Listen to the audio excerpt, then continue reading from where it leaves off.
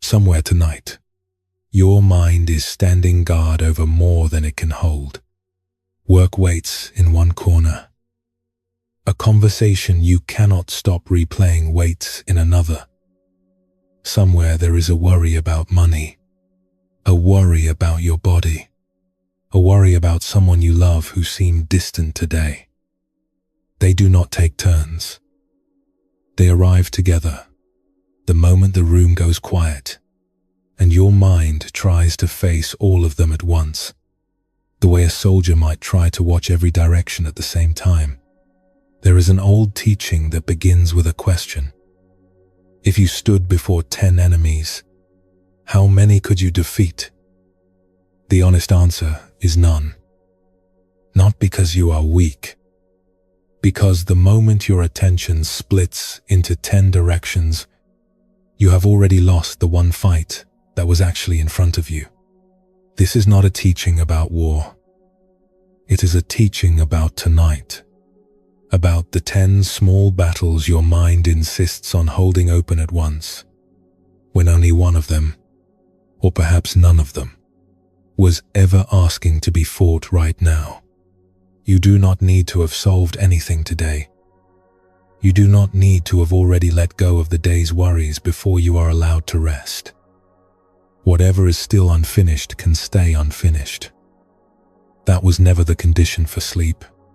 I have sat with this question more nights than I can count, usually long after I should have been asleep myself, turning over some ordinary worry until it had multiplied into 9 others. I am not certain I have solved it even now, but I have found, again and again, that the mind grows quiet faster than I expect, once it is allowed to face only one thing. So let your body settle into whatever is holding you right now. The mattress, the chair, the floor. Let your shoulders drop a little further than they were a moment ago. There is nowhere else you need to be tonight, and nothing here that requires you to stay sharp or alert. Tonight, we will look at what it means to face one thing instead of 10. Through a king who once faced an empire, a hermit who once faced his own cave, and a question that is older than either of them. You do not need to follow closely. You do not need to remember any of it by morning. You only need to stay, as long as you are able, right here, with whatever is in front of you now.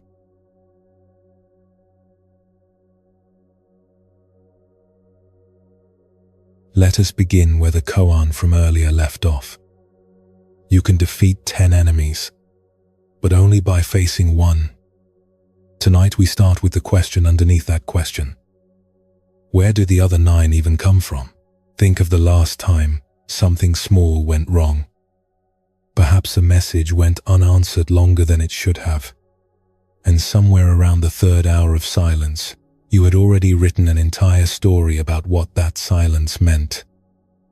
Perhaps it was smaller still.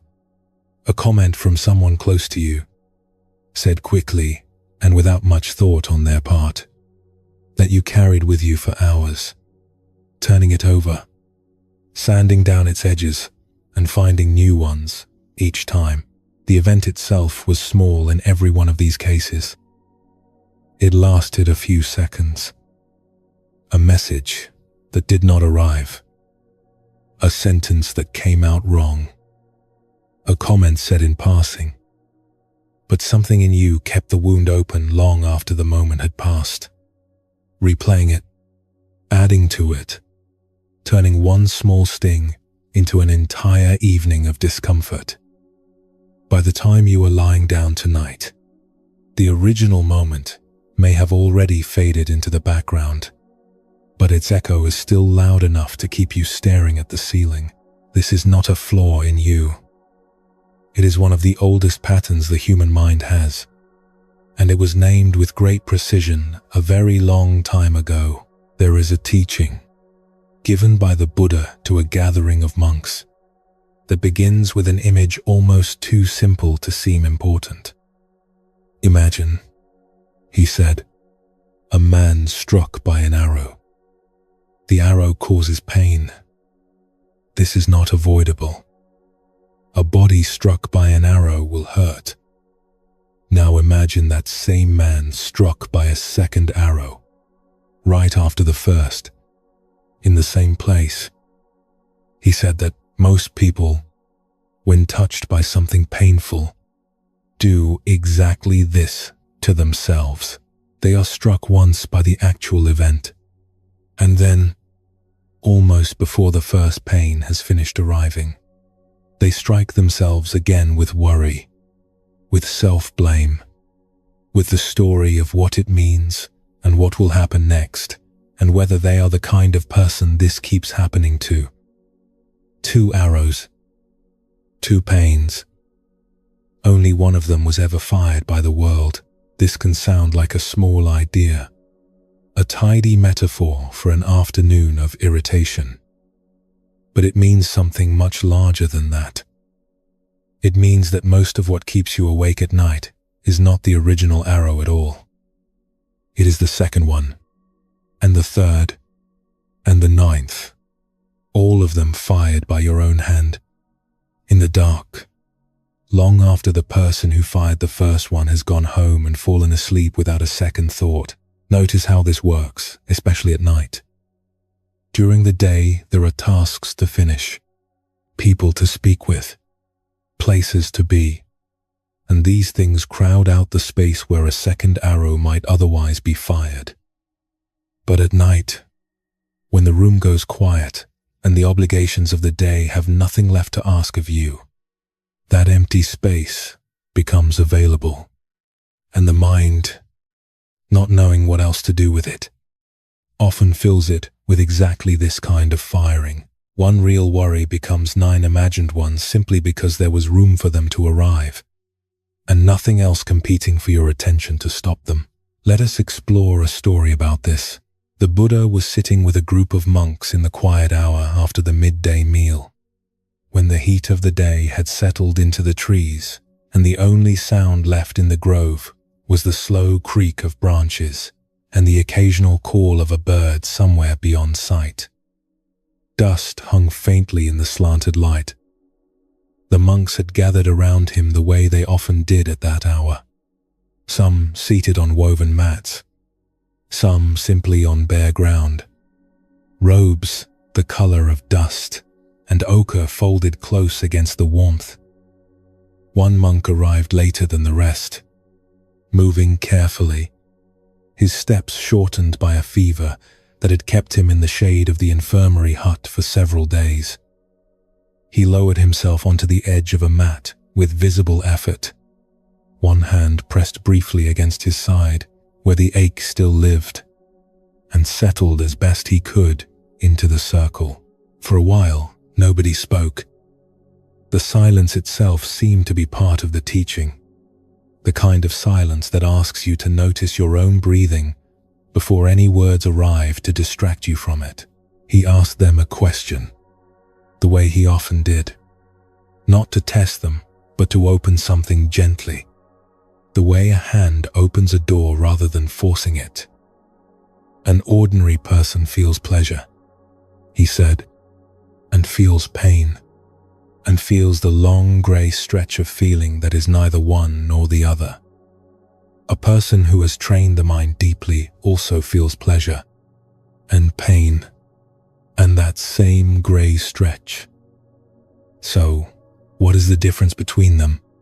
He asked. If both kinds of people feel the same things, what separates the one who suffers endlessly from the one who does not? The monks asked him to explain, the way students do when they sense the teacher already holds the answer and only needs to be invited to give it. One of them, a young monk who had only recently put aside his sandals at the edge of the grove, leaned forward slightly, as though the answer might arrive sooner if his body were closer to it. The ill monk did not lean forward. He stayed very still, the way a person stays still when a teaching seems to be arriving for them in particular. He told them about the 2 arrows. An untrained person, he said, when touched by pain, does not simply feel the pain. He resists it. He grieves over it. He beats his chest and asks why this had to happen to him.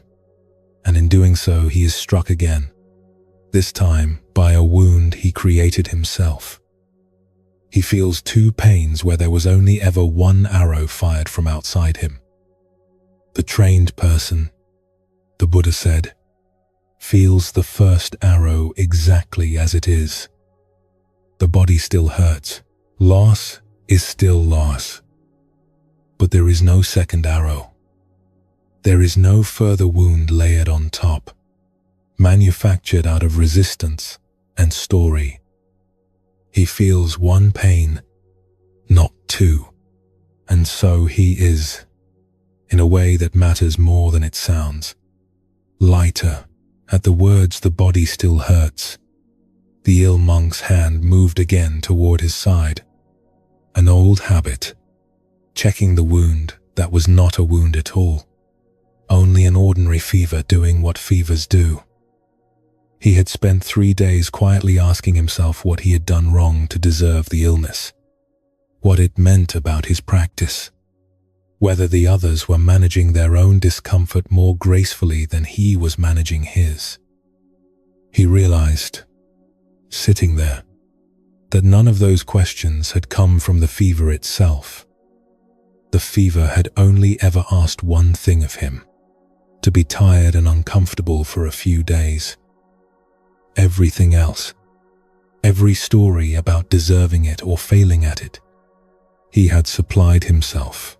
A monk near the back, older than the rest, asked quietly whether the pain ever truly ends, even for someone trained this way. The Buddha did not say yes. He said the first arrow still arrives. The body still ages. Loss still comes. What changes is only this: that nothing is added on top of what is already there. The wound is allowed to be exactly the size it is, instead of being made larger by the hand that struck it the first time. The old monk nodded slowly, the way a person nods when something difficult has just been made simpler rather than smaller. The weight of it unchanged, but the shape of it suddenly easier to carry. He went further, because the teaching does not stop at simple grief. He said the untrained mind, struck by pain, often reaches for some pleasure to cover the hurt, the way a hand reaches instinctively toward warmth when it has touched something cold. And when that borrowed pleasure passes, as everything does, the grasping itself becomes another arrow, a longing for the comfort to return, a quiet dread that it will not. Even the grey feeling that is neither pleasant nor painful is not safe from this. Not understanding where it comes from or what it is made of. The untrained mind grows a kind of confusion around it too. A third kind of arrow. This one made of simply not knowing. Birth and aging and loss and longing, he said.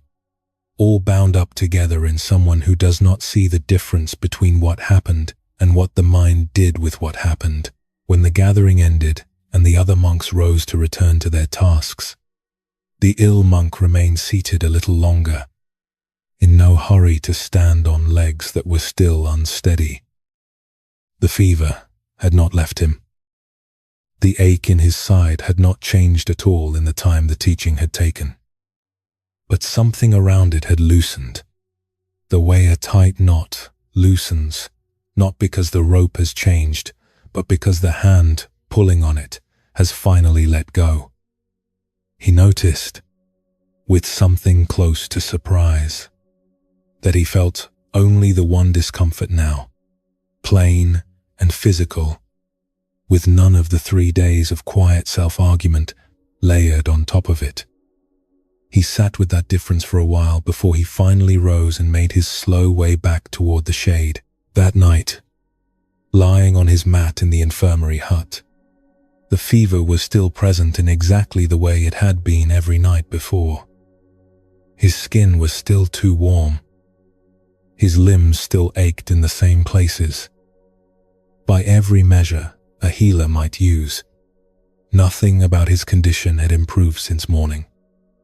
And yet he slept that night, fully and without interruption, for the first time since the illness had begun. Lying in the dark before sleep came, he noticed himself reaching, out of old habit, for the familiar questions: what this illness meant, how long it would last, whether he was managing it as well as the others seemed to manage their own difficulties. He noticed the reaching itself this time, the way the Buddha had described it that afternoon, and instead of following it all the way out, he simply let it go unanswered. The fever stayed. The questions did not. He woke the next morning still unwell in body, and rested in a way he had not been in 3 nights, and understood, in a way that no explanation could have given him, what the Buddha had meant by feeling one pain instead of 2. Notice how familiar this grasping looks. Even now, even this far from that grove. The reach for a borrowed comfort to cover a sting is not something that disappeared when robes became blankets and groves became bedrooms. It shows up as a hand reaching for a phone in the dark, scrolling past faces and headlines that have nothing to do with the actual ache, simply because scrolling is easier than sitting with the ache itself. None of this makes you weak. It only shows how old and how human this particular reach really is. How many centuries it has been practiced by people who were never taught another way. This is worth sitting with for a moment, because it is easy to hear it once and nod and move on without actually feeling the size of it. The first arrow is rarely the real problem. A difficult email is just an email. A harsh word from someone tired and overwhelmed is just a sound that passed through the air for a few seconds. An ache in your knee is just a sensation in tissue and nerve. None of these, on their own, are large enough to keep a person awake until 2 in the morning.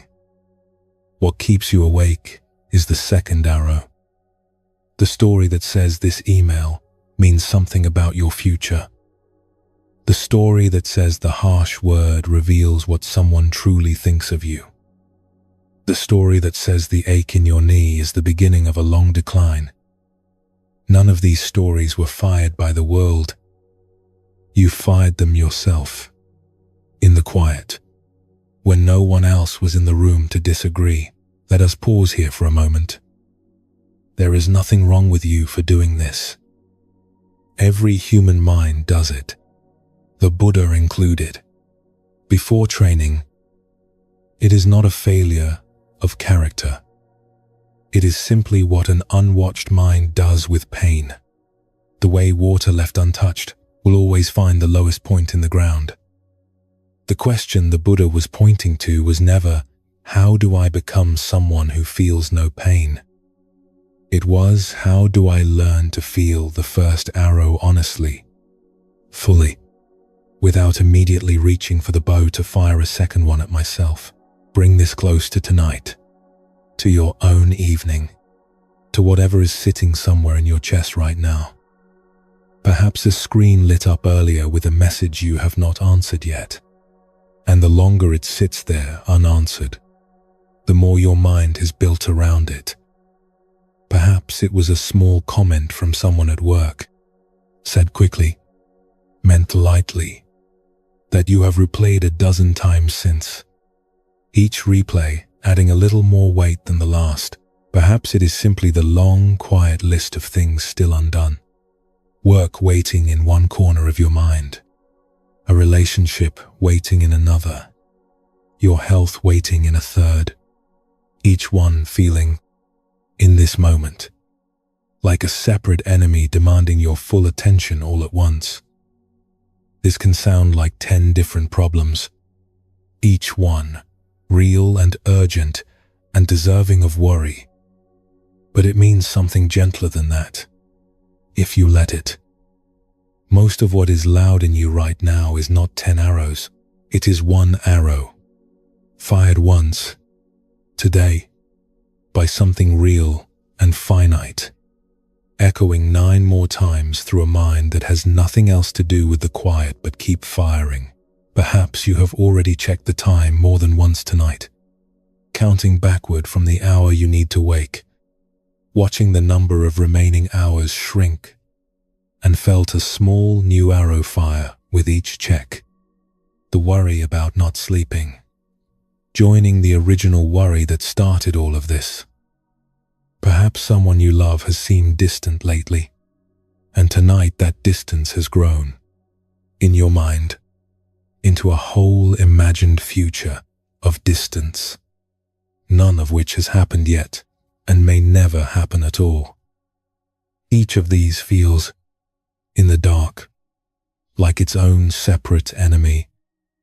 But notice how many of them trace back to one real thing, one actual arrow, and how many of the others are simply that same arrow, dressed differently, fired again by your own hand, because the night offered nothing else to do with the quiet. This can sound like the teaching is asking you to feel less, to grow numb to your own life, so that nothing can touch you anymore. It means something almost the opposite of that. It means feeling everything that is actually here, completely and without flinching, while declining only the part that was never here at all, the imagined sequel, the rehearsed argument, the catastrophe that has not happened. Feeling the one arrow fully is not a smaller life. It is, if anything, a larger one, since so much of what currently crowds out your rest is not your actual life at all, only its echo, fired again and again by a hand that forgot it was already holding nothing. Now bring this back to the koan we began with tonight. Then enemies, and you can defeat none of them by trying to face all 10. Here is the quiet truth hiding inside that teaching. Most nights, there is only one real arrow, one real worry that has weight and substance, one actual unresolved thing. The other 9 enemies standing around it in the dark are not real opponents at all. They are second arrows, third arrows, fired by your own mind in the last hour before sleep, each one dressed up to look like a separate threat, when really they are all the same wound, struck again and again by the same uninstructed hand. This is what made the Buddha's teaching so practical for monks who lived simple lives and still suffered exactly the way we do. He was not asking them to stop feeling. He was asking them to notice the moment just after the first arrow lands, the moment where a choice quietly appears, so small that it is almost always missed. In that moment, you can either let the pain be what it actually is, present, real, finite, or you can begin firing. Most of us fire without ever realizing we picked up the bow. If you are lying there right now, turning over some unfinished worry from today, see if you can find the first arrow underneath all the others. Usually it is smaller than it felt a moment ago. A conversation that did not go the way you hoped. A task left undone. A small ache, physical or otherwise, that simply needs to be felt rather than multiplied. You do not have to solve it tonight. You do not have to defeat it or explain it or make sure it never happens again. You only have to let it be the one arrow that it actually is. Instead of 9, let your breath soften for a moment. Feel the place where your body meets whatever is holding it. The mattress, the pillow beneath your head, the slow rise and fall that does not need your permission to continue. Let your jaw loosen, just slightly, the way it does in the last minutes before real sleep arrives. Let your shoulders settle a little further into whatever is beneath them. Let your hands rest wherever they have settled, not holding on to anything, not needing to hold on to anything. There is nothing here that needs another arrow fired at it tonight. Whatever struck you today already happened. It does not need your help to keep hurting. Let the second arrow stay in the quiver, just for tonight, just for this one breath, and then the next one after it, and the one after that, for as long as you need them to keep coming on their own.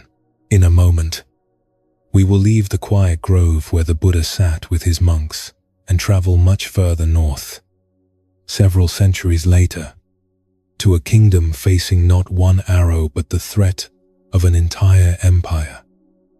You will see the same teaching wearing different clothes, on a much larger stage, where a young king had to learn precisely what the monks had been taught in that grove. That not every threat arriving at once deserves to be met at once. That some of what looks like 10 enemies is only ever one. Rest for a moment here before we continue. There is no second arrow you need to fire tonight.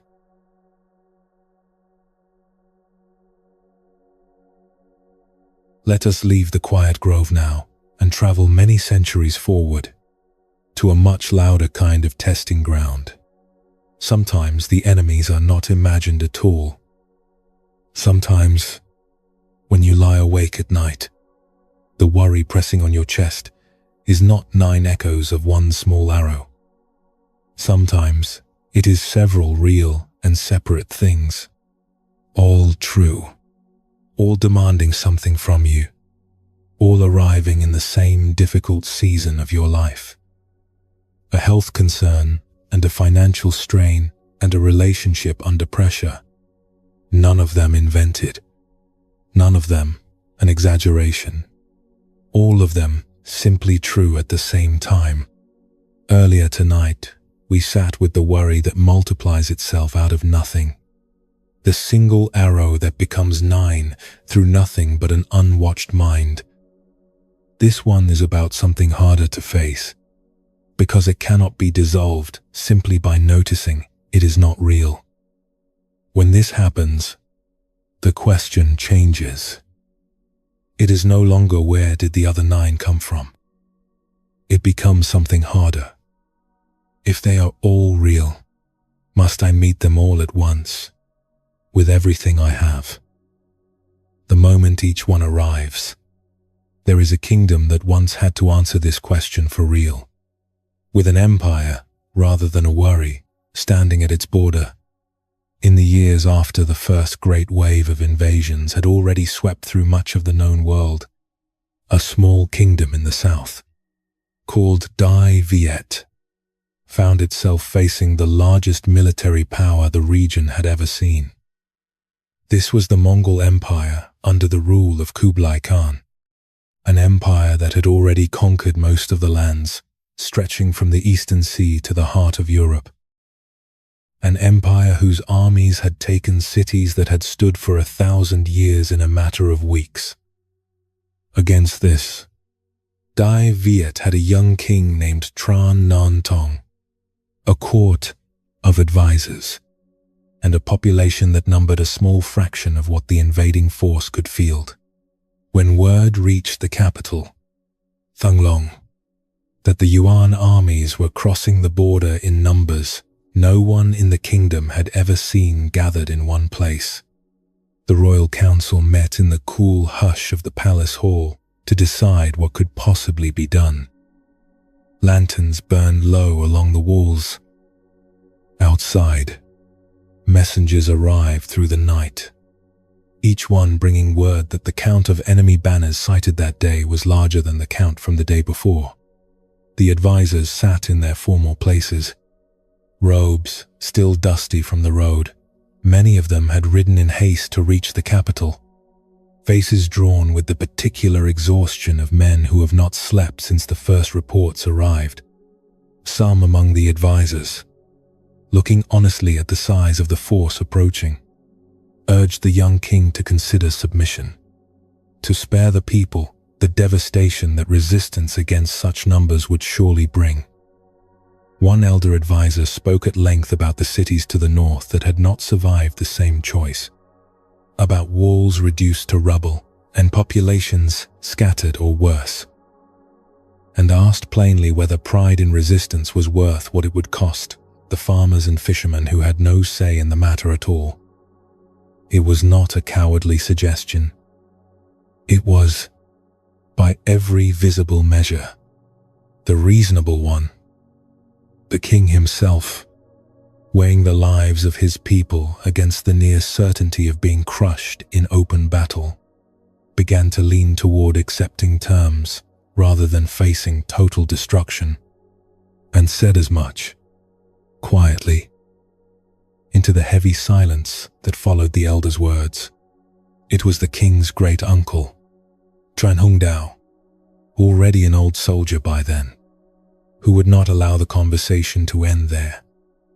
He had spent his life studying how smaller forces had ever managed to outlast larger ones, and he understood something the council's fear was not letting them see clearly.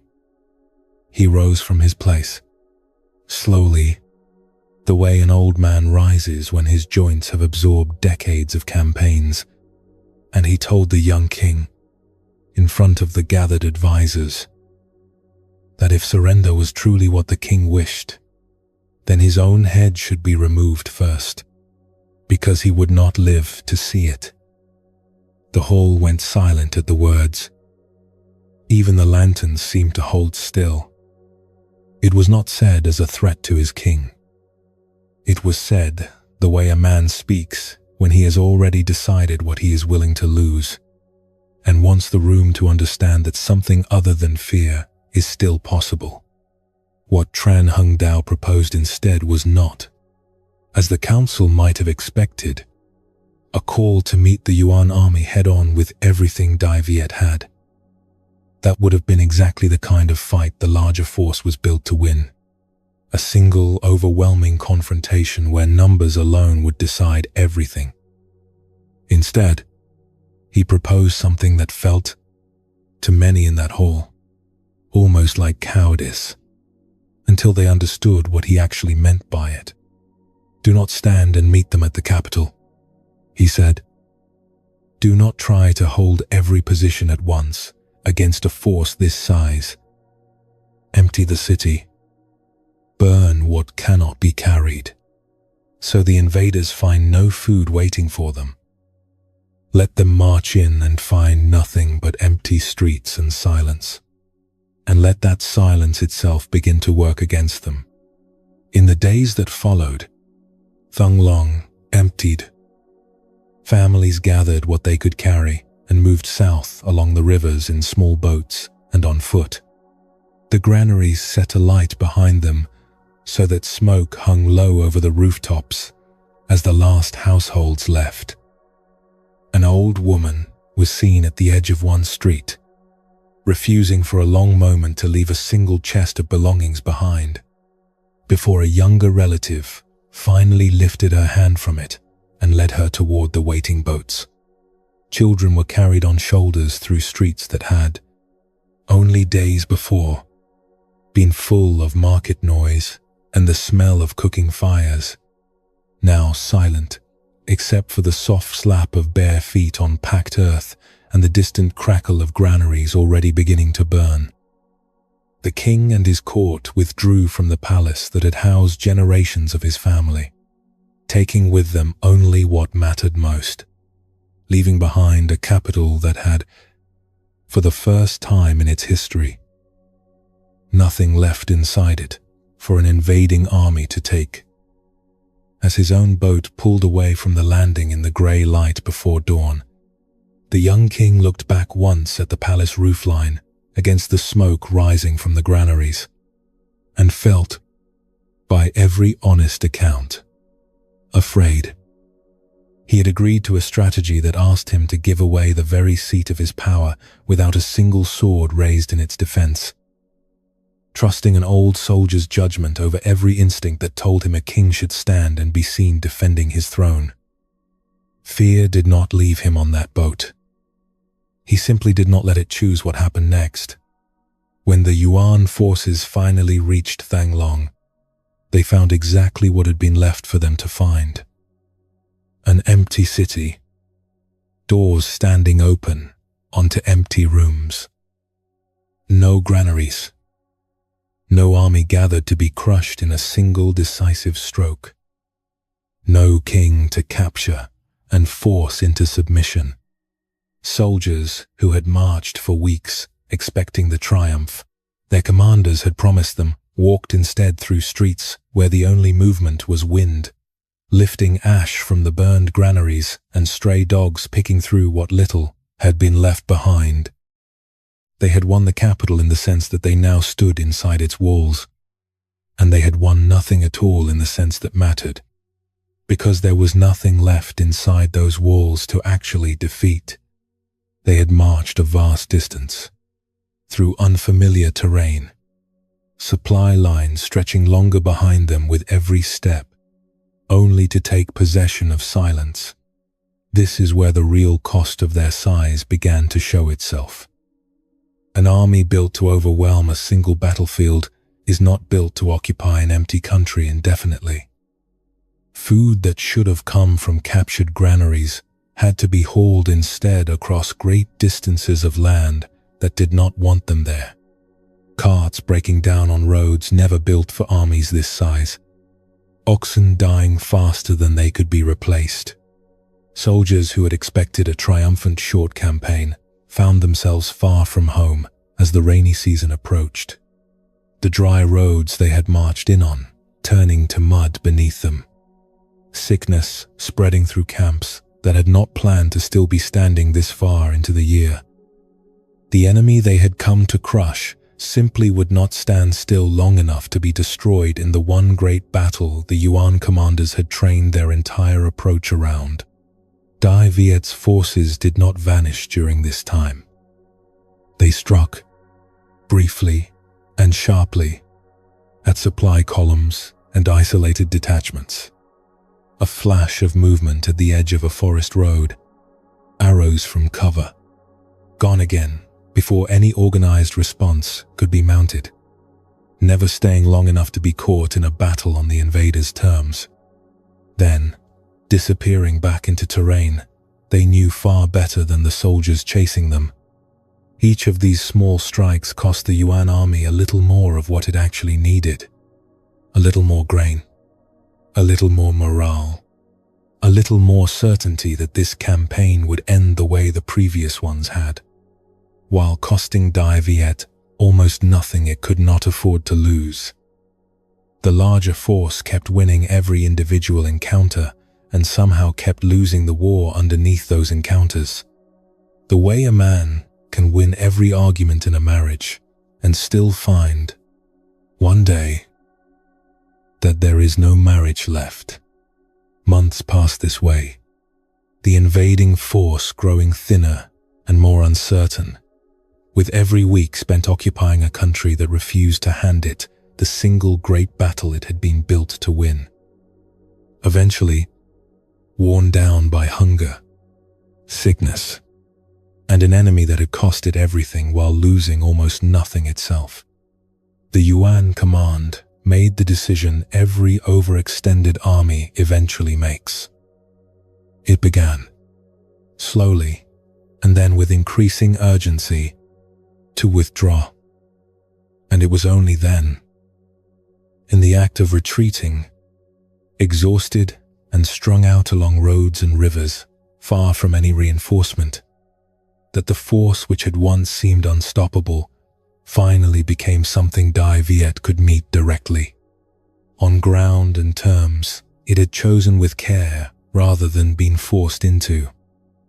That meeting, when it came, would not happen at the gates of an empty capital. It would happen on water, at a river whose name would be remembered for centuries after. And it is there that we will go next, when this part of the night has finished settling into you. This went on for months, the invading force growing more exhausted and more reduced with every week that passed in a country that refused to give it the single decisive battle it had come for. We will see, in a part of this night still ahead of us, the exact moment and the exact place where Dai Viet finally chose to stand and fight directly, when the conditions had shifted enough that one clear strike could finish what months of patience had been building toward. That moment is still to come. For now, what matters is everything that happened before it. All the battles that were deliberately not fought, all the ground that was given up on purpose, all the silence that was allowed to do work no sword could have done as well. This can sound, from a distance, like a story about military strategy, useful perhaps for kings and generals, but not for the particular weight sitting on your chest tonight. It means something closer to home than that. Tran Hung Dao did not believe Dai Viet was too weak to fight. He believed it was too small to fight everywhere at once, and that trying to hold every position against a force of that size would have meant losing all of them. The wisdom was not in finding more strength than the kingdom actually had. It was in recognizing precisely which fights did not need to be fought today, so that whatever strength existed could be spent later, at the one moment that would actually matter. There is a particular kind of courage in this that looks, on the surface, like nothing at all. Standing at the gates with a sword raised looks like courage. Walking away from the gates, carrying nothing but the people who depend on you, looks to most onlookers like surrender. Tran Hung Dao understood that the two could be the same act, depending entirely on what happens afterward, depending on whether the walking away is a collapse or a calculation. He was not asking the kingdom to give up. He was asking it to choose, deliberately, which ground was worth defending and which ground was simply ground, valuable mainly to whoever could be tricked into spending their strength, defending it for no real gain. Bring this into your own night. Perhaps you are facing more than one true difficulty right now, not imagined, not exaggerated. Simply several real things arriving together in a season that has not been kind. A health concern that needs attention. A financial pressure that will not resolve itself by morning. A relationship that has grown strained in ways you have not had the energy to address. The instinct, when faced with several real threats at once, is to meet each one immediately and completely, the way the council first wanted to meet the Yuan army at the gates of the capital, with everything available, all at once, out of fear that giving any ground anywhere means losing everything everywhere. So you try to solve the financial worry and repair the relationship and address the health concern all in the same exhausted hour before sleep. Lying there, drafting arguments and plans and apologies for problems that are not even in the room with you. But notice what that instinct actually costs. It exhausts you against every front simultaneously, leaving nothing held in reserve for the one moment, still ahead, that will actually decide things. Sometimes, the strongest thing available to you tonight is not a battle won. It is simply the decision not to fight everything at once, to let some of it stand outside the gates for now, unanswered, while you keep enough of yourself intact for whatever truly needs you later. This does not mean that difficulties are not real. The way the empty capital did not mean Dai Viet had stopped resisting. It means the resistance does not always look like standing your ground at the first point of contact. Sometimes it looks like quietly withdrawing from a fight that was never the real fight at all, conserving what you have, and trusting that the moment which actually requires everything you have has not arrived yet. The financial worry does not need to be solved at midnight. The difficult conversation does not need to be rehearsed for the fourth time before sleep. Tonight, you are allowed to do what the kingdom did. Give up the ground that does not actually matter yet, and keep what you have for the ground that does. There is also something worth noticing about the fear the young king carried onto that boat in the grey light before dawn. He did not need to be free of fear in order to make the wise choice. He only needed to not let the fear make the choice for him. This is worth remembering on a night when your own fear is loud about which battles feel too urgent to postpone. The fear can come along. It does not have to hold the bow. Let your body settle again into wherever it is resting. Let your breath find its own pace without your help. You do not have to win every front tonight. You do not even have to fight on every front tonight. Some of what feels urgent right now can be allowed to stand at the gates a little longer, unanswered, while you rest. Whatever truly needs your full strength has not yet asked for it, and will not ask for it at 2 in the morning while you are lying here trying to sleep. Let your hands stay open if they have been holding anything. Let the list of what is unfinished remain exactly as unfinished as it actually is. No more urgent for having been carried into the dark with you. Let the empty capital be enough of a teaching for now. Not every advance has to be met. Not every battle has to be fought the moment it arrives at your door.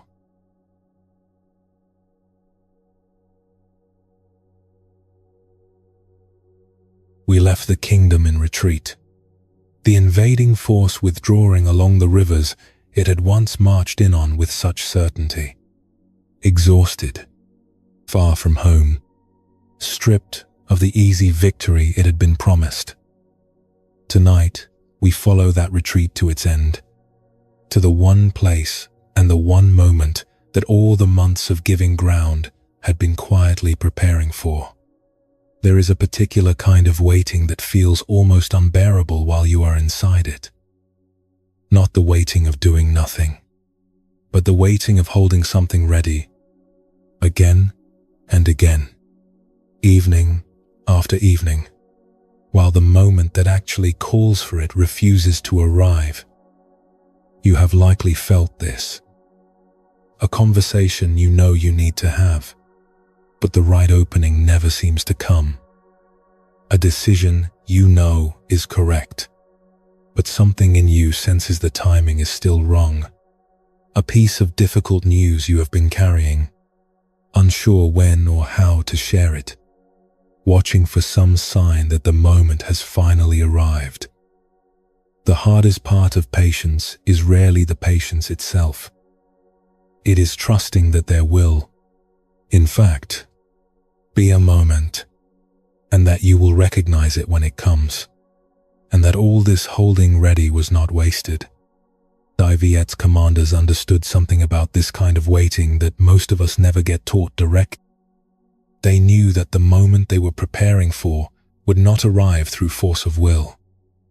It would arrive through a particular alignment of conditions that they could prepare for in advance but could not summon early. So in the weeks before the Yuan fleet's retreat had even fully begun, Tran Hung Dao sent workers quietly into the mouth of a wide river known as Bok Dang, where the tide rose and fell with enough force to cover and uncover the riverbed twice each day. They worked at night and at low water, wading into mud that pulled at their ankles, hauling timber cut and shaped upriver, where the sound of the axes would not carry to any watching eyes. Beneath the surface, where no enemy scout could see them, his men drove rows of iron-tipped stakes deep into the mud at carefully chosen depths, timed precisely to the river's tides, checking and rechecking against the changing water level until each row sat exactly where the calculation demanded. At high water, the stakes would lie hidden, far enough below the surface that any vessel could pass over them without the slightest sign of danger. At low water, those same stakes would rise just close enough beneath the surface to tear through the hull of any ship that tried to cross above them. Some of the men driving those stakes into the cold mud night after night must have wondered, in their own private moments, whether the enemy would ever actually come this way at all, whether the work would simply rot quietly beneath a river that never tested it. This was not a defense built for an enemy who might come. It was built for an enemy whose retreat, by the logic of everything that had happened since the empty capital, had become almost certain, and whose path home, by the geography of the region, had to pass through this particular stretch of water. The stakes were driven, the work concealed beneath silt and current until the riverbed looked, to any eye passing over it, exactly as it always had, and then the waiting began. The kind of waiting where the most important part of the plan has already been finished and nothing remains but to let the river and the calendar do the rest of the work. In the weeks that followed, Tran Hong Dao was seen, more than once, standing alone at the water's edge in the evening, watching the tide pull back from the mudflats and return again with the same patience the river had always shown, indifferent to whatever armies might or might not eventually cross it.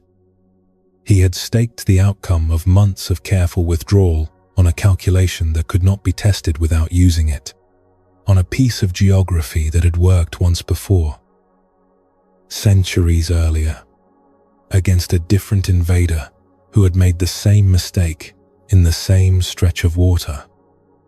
There was no way to know, standing there in the failing light, whether history would repeat itself or whether the enemy would simply choose a different route home and leave the stakes to rot beneath a river that had never been tested.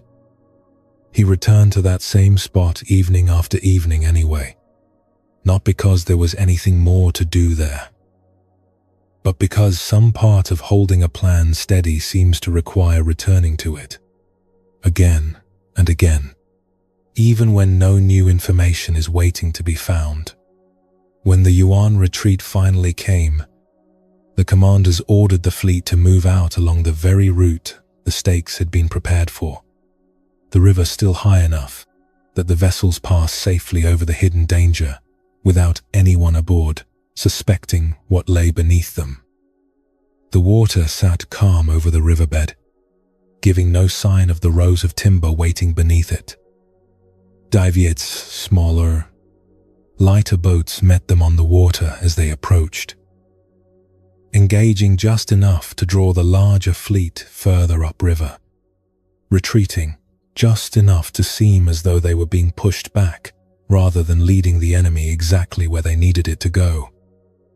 Shouts carried across the water, oars cutting hard against current, the smaller boats peeling away in apparent disorder. That was, in truth, exactly the formation it needed to be. The Yuan commanders, sensing what looked like weakness in the smaller force ahead of them, pressed forward with confidence, their heavy ships committing fully to the chase, drawn further upriver with every passing hour, further from the open sea, further into water that had begun its long withdrawal back toward low tide. Without a single person aboard those ships noticing the change, then the tide began to turn. As the water level dropped, the same stakes that had been invisible during the advance began to rise toward the surface, exactly as they had been built to do. The retreating Vietnamese boats, light enough to draw little water, slipped past the danger with ease, while the heavier Yuan vessels, drawing far more depth, found themselves caught directly above a riverbed that had quietly turned into a field of iron. The first hulls struck almost at the same moment. A low grinding shudder running through ships that had survived storms and battles across 1,000 miles of campaign. Now, ripped open from below by timber, driven months before in the dark by farmers and soldiers working at low tide. Water poured into the broken hulls faster than any crew could bail it. Ships that had moved upriver in tight, confident formation began to list and break apart, crashing into one another as the current and the falling tide pulled everything into chaos at once. As the fleet broke apart, Viet's full force, held in reserve through every quiet evening of waiting, finally arrived from the banks and from boats positioned exactly for this moment, and struck the trapped and sinking ships with everything that had been conserved for exactly this hour. The Yuan commander leading the fleet was captured before the day was finished, pulled from the wreckage of a campaign that had begun months before, with absolute confidence in its own size.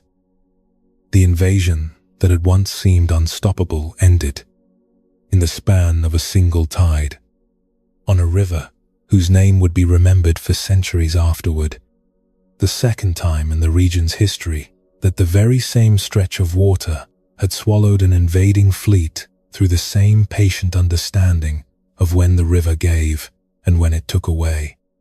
Word of the victory reached the young king before nightfall, carried by riders who had ridden without rest the moment the outcome was certain. He received the news quietly, by most accounts, with none of the triumphant display the moment might have seemed to call for. He had spent the better part of the war learning exactly the kind of patience the river had just rewarded. And a man who has truly learned that lesson does not celebrate loudly when it finally pays off. He simply gave the order to begin bringing the people home to the capital they had left empty months before. The granaries to be rebuilt, the roofs to be repaired. The long, quiet work of returning to ordinary life finally allowed to begin. This can sound like a story about a clever trap, a single brilliant idea that decided everything. It means something deeper than cleverness. Every part of what made this moment work had already been decided long before the battle itself. The decision to withdraw from the capital instead of fighting there. The decision to harass and wear down the invader rather than meet it directly. The decision to wait for months, doing nothing that looked like victory, while iron stakes sat hidden beneath a river that had not yet turned against anyone. None of those decisions, on their own, looked like the war being won. Each one looked, to an outside observer, like more retreat, more delay, more avoidance of the real fight. But all of them together were the actual fight, fought slowly, in advance, so that when the one true moment finally arrived, there was nothing left to do but let it happen. This is the other half of the teaching that began for us at the empty capital. Choosing not to fight everywhere is only half of the wisdom. The other half is having the patience to recognize and the readiness to use fully the one place and the one moment when fighting is finally exactly right. A kingdom that only knew how to withdraw would have been swallowed slowly, retreat after retreat, with no end to it. What made the difference was that all the conserved strength, all the ground given up on purpose, was eventually spent entirely, without hesitation, the instant the tide actually turned. Notice the order in which things had to happen. The withdrawing came first, and it had to come first, because there was no possibility of the stakes ever mattering if the army had already exhausted itself trying to hold the capital. The waiting came second, and it had to be genuine waiting, not impatience disguised as patience. Not a hand hovering near the stakes, wondering whether to act early. Only at the very end did the moment of total commitment arrive, and by then there was nothing uncertain left about it. The tide had turned. The fleet was where it needed to be. The decision had, in a sense, already made itself. It is worth asking, gently, where you might be in this same sequence right now, tonight, with whatever you are carrying. Perhaps you are still in the withdrawing, still learning which battles are not yours to fight today. Perhaps you are somewhere in the waiting, having already made the harder decisions, holding something ready without yet knowing when it will be called for. Or perhaps, without quite realizing it, you are closer to the moment of commitment than you think. And the readiness you have been quietly building is closer to being used than the discomfort of the waiting has let you believe. There is no need to know exactly where you stand in order to rest tonight. The river did not need the soldiers driving its stakes to know, with certainty, when the fleet would come. It only needed them to finish the work and then trust the tide to do what tides have always done. Bring this into whatever you are holding tonight. Perhaps there is a true difficulty in your life that you have rightly chosen not to meet head-on yet. The way we considered earlier this evening, a financial pressure, a health concern, a strained relationship, something real that you have wisely decided not to throw everything at in the middle of the night. That choice was correct. But notice that it is not the whole of what is being asked of you. Somewhere ahead, there may be a moment, a conversation, a decision, a particular hour when the conditions finally align, the way the tide aligned at Bakdang. And what will matter most in that moment is whether you have kept enough of yourself in reserve to meet it fully, rather than having spent it all already on every false alarm that came before. Think of how many times today you may have already wanted to act, to send the message, to have the difficult conversation, to make the decision, before the actual right moment for any of it had arrived. The mind, uncomfortable with waiting, often mistakes its own discomfort for a signal that now is the time, when in truth the discomfort is simply the cost of holding something ready without yet using it. The stakes at Bakdang sat beneath the water for a long stretch of time before anyone tested whether they would matter. Nobody drove them early out of impatience, even though the not knowing must have been difficult to carry through all those quiet weeks. Consider how differently things might have gone if the discomfort of waiting had won. Imagine a commander, restless after only a few days, deciding the stakes had surely failed, pulling them up early, sending the fleet out to meet the enemy, directly out of sheer impatience with not knowing.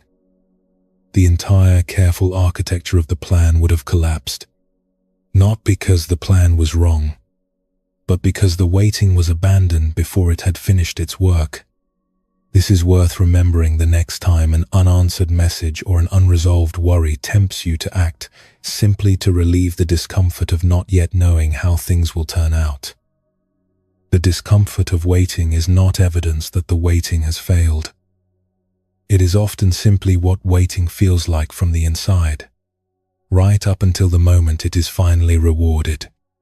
The waiting you are doing right now, even when it feels like nothing is happening, may be exactly the kind of waiting that river required.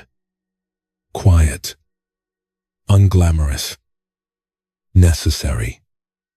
You do not need to know yet what that moment will look like, or when it will come, or whether you will recognize it clearly when it does.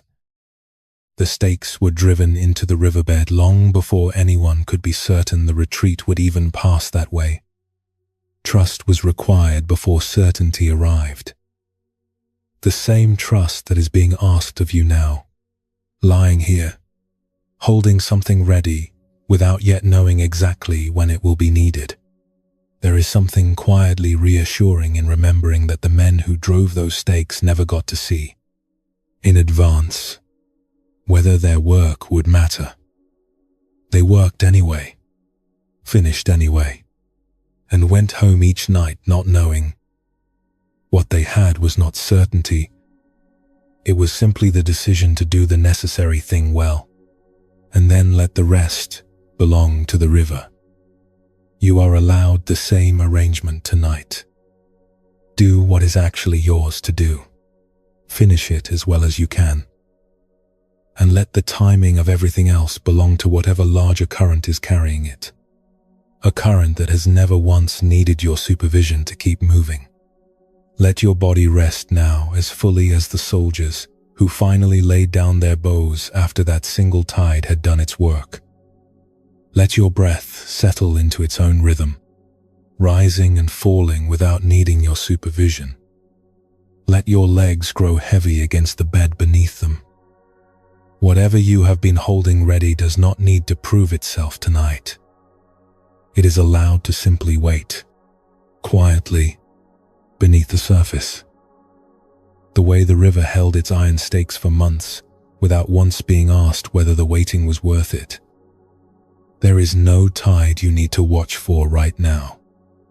There is no fleet approaching that requires your readiness at this exact hour. Tonight, the holding itself can rest too. We have seen now what it looks like when a kingdom faces an empire too large to fight everywhere, and chooses instead to fight once, completely, at exactly the right hour.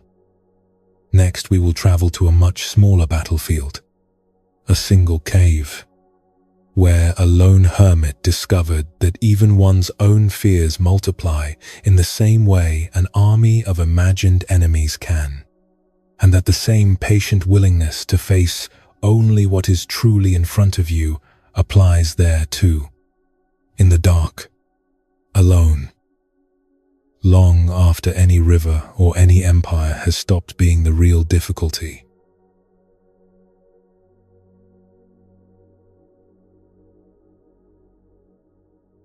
We leave the river now, and the kingdom, and travel to a much smaller battlefield. Just one man, one cave, no empire, no army, only a single set of footsteps returning home along a mountain path. There is a particular feeling that arrives sometimes, not when one difficulty appears, but when you walk back into your own life, after even a short absence, and find it somehow more crowded with trouble than when you left it. You step away for an evening, or a weekend, or simply close your eyes for a few hours of sleep, and when you return your attention to everything waiting for you, it can feel as though the number of things wrong has multiplied while you were not looking. Nothing dramatic has to have happened. The unread messages have simply accumulated. The unresolved worry has had time to invite a few companions. A single difficult conversation left unresolved before bed can, by morning, have somehow grown siblings, each one waiting in its own corner of your attention as though it had always been there. You did not create this crowding on purpose, and yet here it is, filling every corner of the space you thought you were coming home to rest in. High in the mountains of southwestern Tibet, in a stretch of red stone country known as the Red Rock Jewel Valley, a yogin named Milarepa had been living for years in a cave carved into the cliffs, alone, devoted entirely to a kind of practice that asked him to face his own mind without distraction or escape. He had come to this solitude the hard way. His teacher, Marpa, had tested him for years before agreeing to give him the deepest teachings, setting him to tasks that broke his body and very nearly his spirit, building towers with his own hands, only to be ordered to tear each one down stone by stone and start again, the work blistering his hands and bowing his back. with no explanation offered for why one tower after another had to rise and fall this way. There were nights, by his own later account, when the despair grew heavy enough that he considered ending his life rather than continuing, before his teacher finally relented and gave him the teachings he had been quietly testing him to deserve all along. Only then was he sent here, to these remote caves, to do the long, solitary work that the towers had secretly been preparing him for. By the time he reached this cave, he had given up almost everything a person ordinarily holds on to, living on nettle soup boiled over a small fire, his skin reportedly taking on a faint green tinge from a diet that asked so little of the world around him, asking nothing from anyone except permission to sit with his own mind until he understood it completely. The cave itself was small, bare stone walls, worn smooth in places by years of the same body settling into the same posture. A single mat, a few simple bowls, a meditation seat positioned to catch the first light through the narrow entrance each morning. It was not much, by any ordinary measure, but it was entirely his, built slowly out of silence and discipline, and he had come to depend on its particular stillness the way another person might depend on the familiar shape of their own bed. One day, needing wood for his fire, he left the cave to gather it from the slopes nearby. He worked for some time, gathering what he could from among the scrub and twisted brush that grew low against the mountainside, his arms gradually filling with enough fuel to last several days. The light had begun shifting toward evening by the time he finally turned back toward home, picking his way along the familiar path with the ease of someone who had walked it more times than he could count, anticipating, perhaps, the particular quiet of stepping back into his own small stone room as the sky outside cooled into dusk. He carried his small bundle through the narrow mouth of the cave and stepped inside. The cave was full of demons. There is no gentler way to describe what greeted him. Every corner held something with eyes too large, too bright, too aware of him.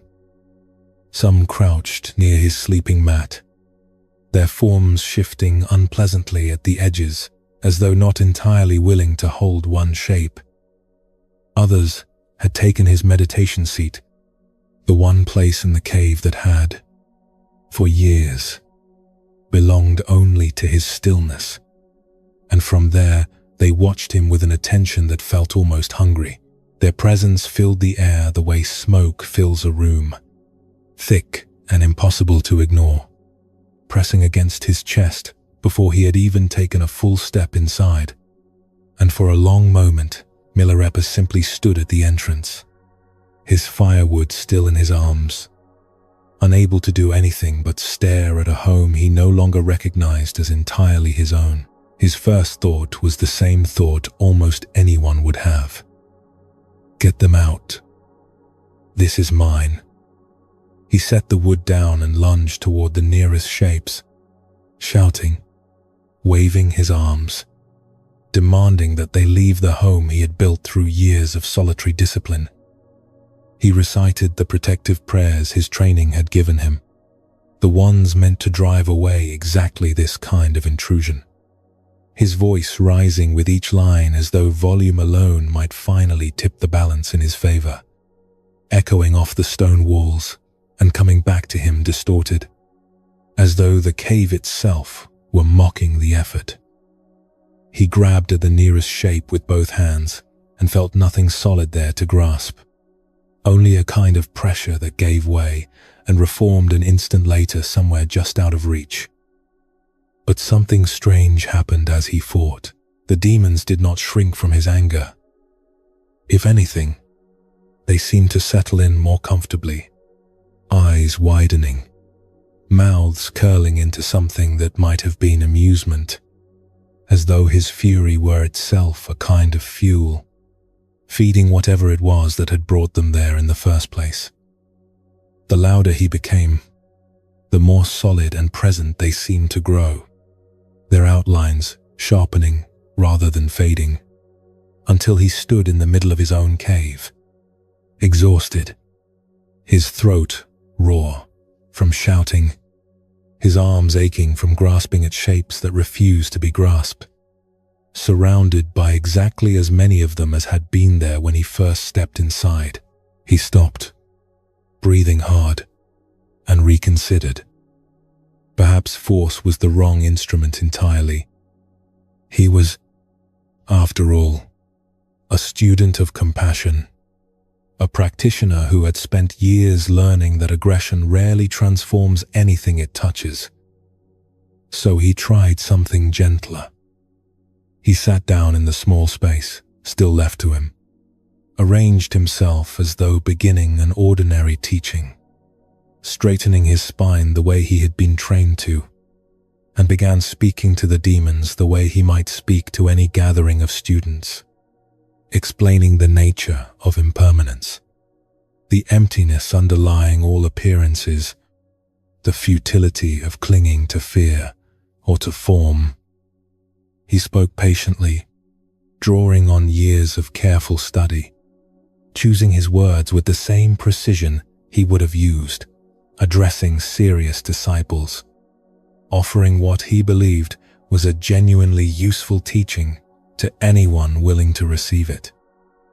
The demons listened, in the sense that they did not leave.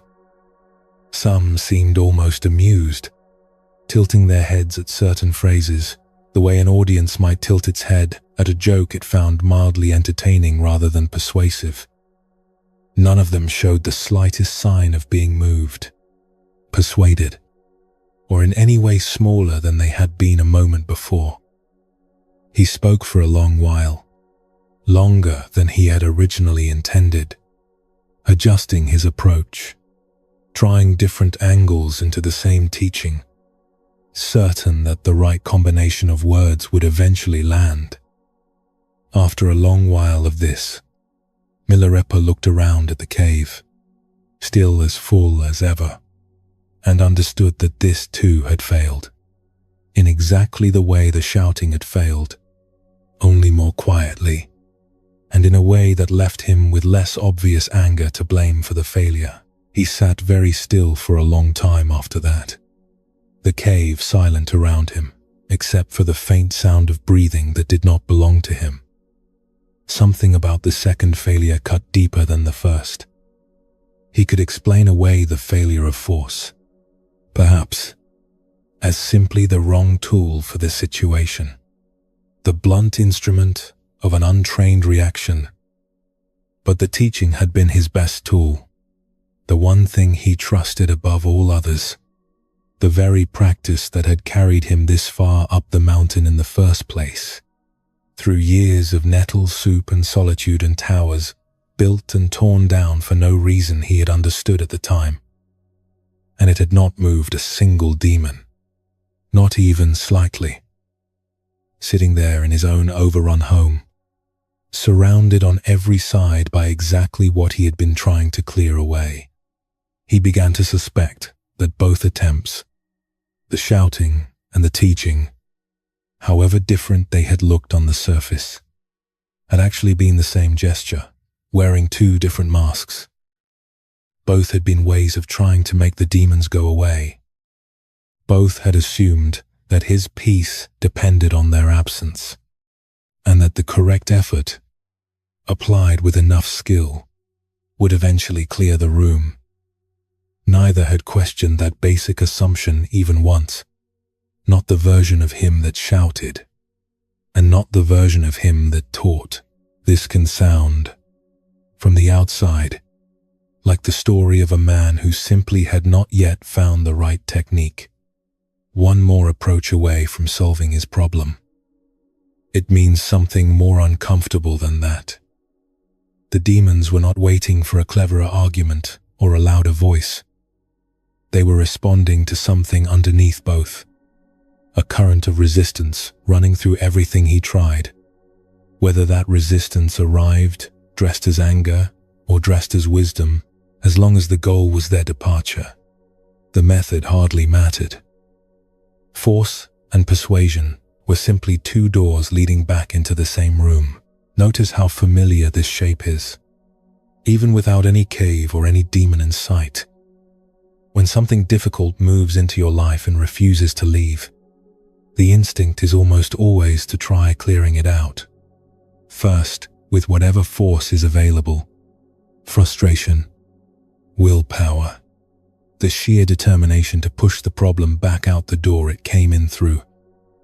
You might lie there tonight gripping the worry the way Milarepa grabbed at those shapeless forms, trying to wrestle it into submission through sheer mental effort, running the same argument through your head over and over, certain that if you just think hard enough, push hard enough, you can finally force the worry to release its hold on you. When that fails, as it usually does, the next instinct is often to switch to something gentler that still has the same goal hidden inside it. You tell yourself calming things. You reason with the worry. Explain to it patiently why it does not need to be there, why everything will be fine, why this particular fear is irrational and should simply leave now that you have explained things so reasonably to it. You might even reach for the language of these very teachings, telling yourself that the worry is just a thought, just a passing cloud, just an arrow you do not need to fire twice, using the wisdom itself as one more tool aimed at making the discomfort disappear. And then, hours later, lying awake, you notice the worry is still sitting exactly where it was, unmoved by your shouting and equally unmoved by your careful, patient explanations, because both were really the same request in different clothing. Please leave. I have done the work. You should be gone by now. This is worth sitting with honestly, because it can be tempting to believe that simply knowing the right teaching is itself the cure. That understanding impermanence, or non-attachment in theory, should be enough to make a difficult feeling dissolve on contact. Milarepa knew these teachings better than almost anyone alive in his time, and his knowledge of them changed nothing in that cave until something else shifted underneath the knowing. The demons were not impressed by correct doctrine recited at them. They were responding only to whether the door marked exit was still the only door being offered. This applies even to the practice of trying to meditate a difficulty away, which can look, from the outside, like the gentlest and wisest of all the available approaches, and yet still carry the exact same hidden demand inside it. Sitting quietly, breathing slowly, repeating to yourself that you are simply observing the worry without attachment, can still be, underneath all that careful language, one more attempt to make the worry leave faster than it otherwise would. The technique looks peaceful. The wish driving it can be exactly as urgent and exactly as resistant as shouting was for Milarepa. The cave does not care how softly you ask it to empty. You may recognize this in your own attempts tonight to fall asleep. Counting breaths can become its own kind of shouting if it is done with enough gritted determination behind it. Telling yourself firmly that you are relaxed, that you are calm, that sleep is coming any moment now, can become its own kind of lecture aimed at demons who are not listening any more closely to that voice than they listen to Milarepa's careful teaching on impermanence. None of this means the techniques themselves are useless. It only means that the spirit behind them matters more than the words being used, and that a technique aimed entirely at making something disappear faster will usually meet exactly the resistance Milarepa met. No matter how gentle its surface sounds, Milarepa sat in the middle of his own crowded cave, having exhausted both of the only two approaches he knew and understood, the way understanding sometimes arrives only after every easier option has been tried and failed. that something else was being asked of him entirely. Not a better argument, not a louder voice. Something he had not yet been willing to consider, because everything in him still believed that the demon's leaving was the only acceptable outcome of this night. We will return to him shortly to see exactly what that something else turned out to be. What finally happened in that small stone room, once both shouting and teaching had run their course. For now, notice your own crowded cave, whatever it happens to be tonight. Notice how many times you may have already tried shouting at it, in your own way, demanding through sheer willpower that it leave you alone. Notice how many times you may have also already tried calmly explaining to it why it shouldn't be there, using every piece of good sense and good teaching available to you. Notice, too, that it is still here, the way the demons were still there for Milarepa, patient in a way that neither force nor reason had managed to disturb. There is nothing wrong with you for having tried both approaches already tonight. They are, after all, the only two doors most of us are ever taught to look for, the door of force and the door of persuasion, each one presented to us so often across a lifetime that we rarely think to ask whether either one was ever the right kind of door to begin with. It is simply worth knowing, as you lie here, that a third door might exist, one that does not ask you to win or to persuade, even if you cannot yet picture exactly what it looks like. Let your shoulders soften for a moment. Let your jaw release whatever tension it has been quietly holding since the moment this difficulty first arrived. You do not need to win this fight tonight.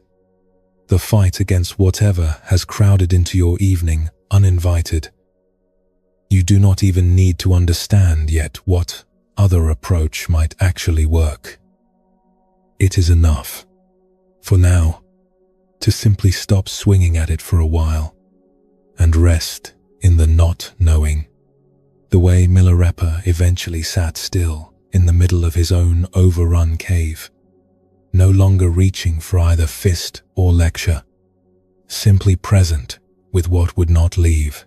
Somewhere in that stillness, something in him was about to shift, not through more effort, but through finally laying the effort down.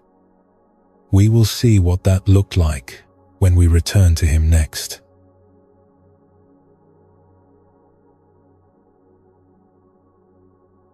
We left Milarepa sitting in the middle of his own overrun cave, having tried both force and teaching. Both failed, no longer reaching for either fist or lecture, simply present with what would not leave. Tonight, we see what happened next. In the stillness that followed, there is a particular relief that comes. Sometimes, not from solving a problem, but from finally admitting you cannot solve it the way you have been trying to. It does not feel like victory at first. It can feel, for a moment, like the last door closing, like giving up on the very thing you most wanted, like a small private defeat that no one else will ever know happened. You may have felt some version of this yourself, late at night, after trying every angle available to you on some difficulty, finally letting your hands fall open on the blanket because there was simply nothing left to grip. And then, just behind that feeling, something unexpected sometimes arrives, a kind of space that was not available a moment earlier, simply because you have stopped using all your strength to hold a door shut against something that was never going to leave through that door anyway. This is where Milarepa found himself, sitting in the wreckage of his own two failed attempts, surrounded by demons who had been unmoved by shouting and equally unmoved by careful instruction. He had nothing left to try that he had not already tried. The silence in the cave was not peaceful. It was the particular silence of someone who has run out of strategies and has not yet found anything to put in their place. What happened next did not look, from any distance, like wisdom arriving in a flash of insight. It looked, more than anything, like exhaustion, finally winning the argument that effort had been losing all evening. Milarepa stopped reaching for a third technique. He simply sat where he was, his legs aching from how long he had been kneeling and shouting and teaching, and looked around the cave at the shapes still crowding every corner, and let his shoulders drop in a way they had not dropped since he first stepped through the entrance with his arms full of firewood.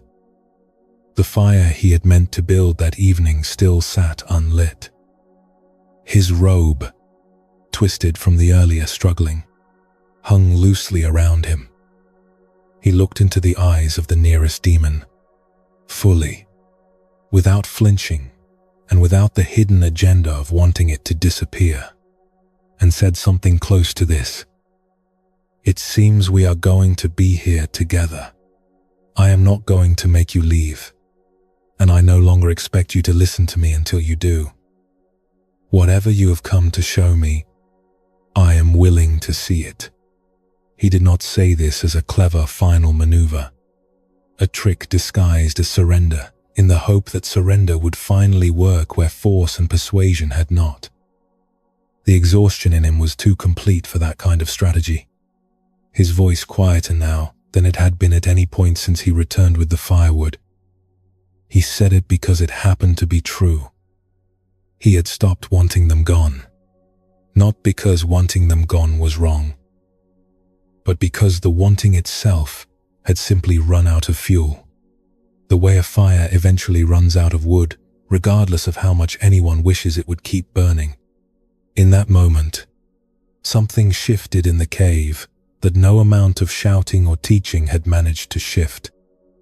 One by one, the demons began to fade, not violently, not with any great drama, but the way mist thins when the sun finally reaches it, simply less present than they had been a breath before, their outlines softening at the edges, their eyes losing the brightness that had filled the cave only moments earlier. Milarepa watched this happen with something between disbelief and a kind of quiet recognition, as though some part of him had known, all along, beneath the two failed attempts, that this was always how it would eventually have to go. Within a short while, most of the cave had cleared. The mat was visible again, undisturbed where it had been the whole time, simply hidden from view a moment before. The meditation seat sat empty where it belonged, the cushion still bearing the faint shape of years of use rather than anything new. Only one shape remained, the largest and fiercest of all of them, the one whose eyes had burned the brightest during the shouting and whose silence had felt the heaviest during the teaching. It did not fade with the others. It stayed exactly where it was, fangs visible, breath audible, low and rasping in a way that filled the small space far more completely than its physical size alone would have explained, as though it alone had not been satisfied by the offer extended to the rest. Milarepa understood, looking at it, that this one was different.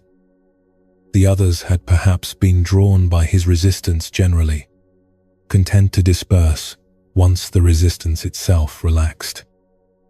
This one seemed to be something more specific, something closer to the center of whatever fear had been living underneath all his years of discipline, the fear that no amount of nettle soup or solitary practice had ever fully reached, the fear that had perhaps been waiting in him long before he ever set foot in this valley, before the towers, before Mapa, before any of it. He did not know its name. He only knew that it was the last one standing, and that the same half-hearted surrender he had offered the others did not seem to be enough for this one.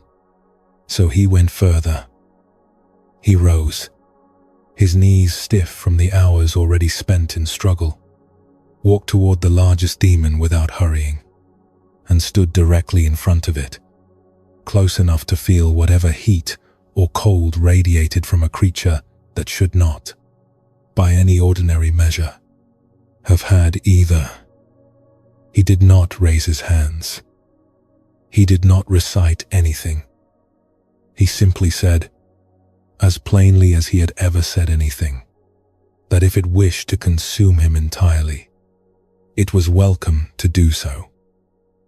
That he held nothing back from it any longer. Not his fear, not his life, not even the question of whether he would survive what came next. There was no performance in the words, no sense of a man trying to sound brave for an audience that did not exist.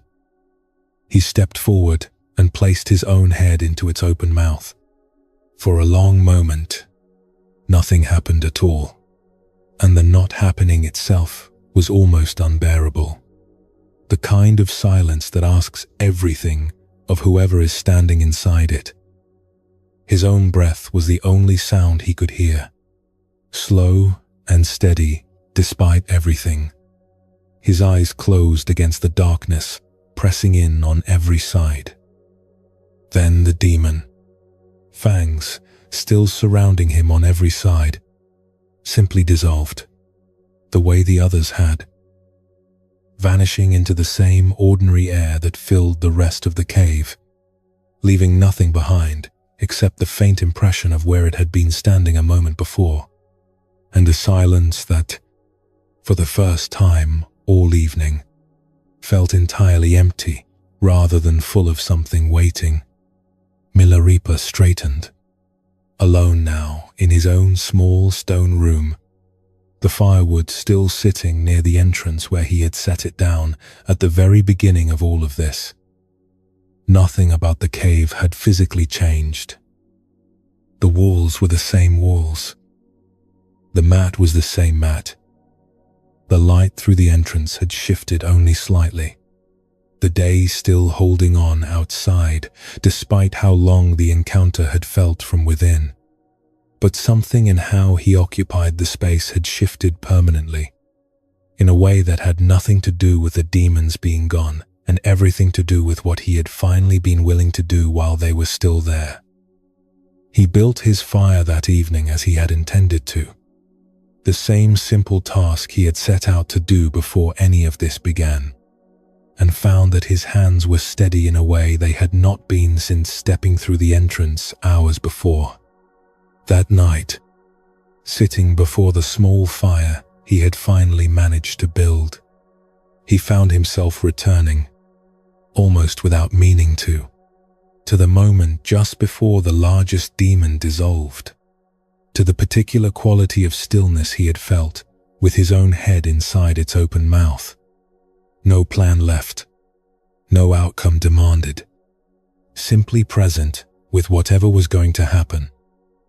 He had spent years training his mind toward exactly this kind of presence in formal practice, sitting cross-legged for hours at a time. And yet, it had taken a cave full of demons and one final desperate offering to actually arrive there completely, if only for the length of a single breath.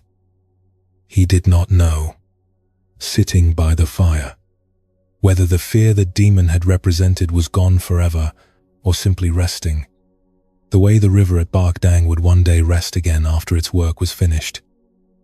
He suspected it was the second of these, and found, to his own quiet surprise, that the suspicion no longer frightened him the way it once might have. This can sound like the story ends simply because Milarepa was brave enough to offer his head to something terrifying, a single act of courage that solved everything. It means something quieter and more demanding than bravery alone.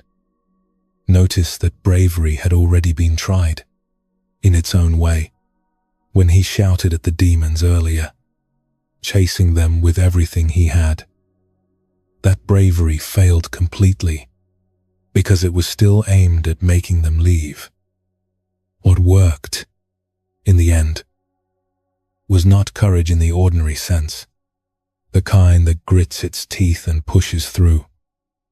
It was the willingness to stop needing a particular outcome at all, to let the largest fear in the room do whatever it was going to do, without his survival being staked on it, leaving rather than staying. There is an important difference between facing a fear in order to defeat it and facing a fear with no remaining preference about what happens next. Milarepa had already tried the first kind of facing, dressed as righteous anger. It was only the second kind, offered with nothing held back and no outcome demanded, that the largest fear actually responded to. There is a reason the fiercest demon required more than the gentle surrender that cleared the rest of the cave. The smaller fears, the ordinary worries that crowd a mind on any difficult night, often loosen simply once you stop fighting them directly, the way most of the demons faded once Milarepa stopped wanting them gone. But there is usually one fear underneath all the smaller ones, larger and quieter and more central than the rest, that does not loosen so easily. It is the fear that has been waiting the longest, the one the others were perhaps only ever standing in front of, distracting attention away from it, the way a crowd of smaller worries can sometimes distract you from the one large worry that actually frightens you most. That fear rarely responds to a general softening of attitude. It tends to ask for something far more specific, something closer to what Milarepa offered when he placed his own head inside its mouth. Not management, not technique, a direct, complete, undefended facing of the one thing you have spent the most energy avoiding. Notice how this connects everything we have considered tonight. The single arrow that becomes 9 through nothing but an unwatched mind. The kingdom that learned not every threat deserves to be met the moment it arrives. The river that rewarded patience with one decisive strike rather than constant struggle. And now, a single hermit, learning that even the fears living inside his own mind followed the same law. Multiplicity dissolves not through defeating every part of it one by one, but through finally meeting whatever is most central to it directly, completely, without the usual demand that it disappear. Then enemies. 9 of them, imagined. 1 of them real. And even that one real enemy, faced fully enough, eventually stops behaving like an enemy at all. Bring this into whatever is keeping you from sleep tonight. Perhaps you have already noticed, somewhere in your chest, that most of the smaller worries crowding your evening have begun to loosen simply by being allowed to stay rather than fought. The way we practiced earlier tonight with the first arrow and with the empty capital. But perhaps there is one fear underneath all of them that has not loosened at all. One that feels larger and older than tonight's particular troubles. Perhaps a fear about your health, about being truly alone, about running out of time for something that matters to you, about dying before you have become who you meant to become. This is often the demon that does not leave when the others do. It usually requires something closer to what Milarepa offered at the end, a willingness to look directly at it rather than past it, to stop asking it to be smaller or quieter or further away, and to let it be exactly as large as it actually is, for a moment, without flinching. Notice, too, how often this particular fear hides behind the smaller ones, the way the fiercest demon in the cave seemed to draw strength from the presence of all the others around it. The worry about an unanswered message may be standing in front of a quieter fear about whether you are loved enough. The worry about a deadline at work may be standing in front of a quieter fear about whether your life amounts to anything at all. This does not mean every small worry is secretly the large one in disguise. It only means that sometimes, once the smaller worries have loosened, what is left standing is worth looking at honestly, rather than assuming it will dissolve the same easy way the others did. It is the difference between a guest who leaves once you stop arguing with them and a guest who has actually been waiting this whole time, simply to be seen clearly for what they are. You do not have to solve that fear tonight. You do not have to place your head anywhere or perform any dramatic act of surrender. It is enough, for now, simply to notice that it is there. To stop pretending it is one of the smaller worries that will loosen on its own, and to let yourself feel, just for a breath, that you are willing to face it eventually, when the moment is right, rather than spending the rest of tonight running from it in the dark. Let your body settle now, fully, the way Milarepa's cave finally settled once there was nothing left inside it, asking to be fought or convinced. Let your breath come and go without needing to manage it, slow and unhurried, exactly as it already knows how to be. Let your hands rest open rather than closed, fingers loose, the way his finally did once there was nothing left to grip against.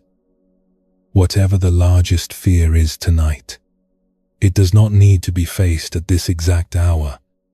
It is enough, right now, simply to stop running from it for a while, and let the running itself, more than the fear, finally come to rest.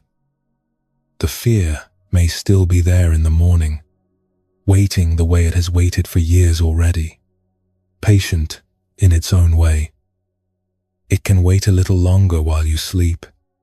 We have seen what it looks like to stop fighting the many and finally face the one.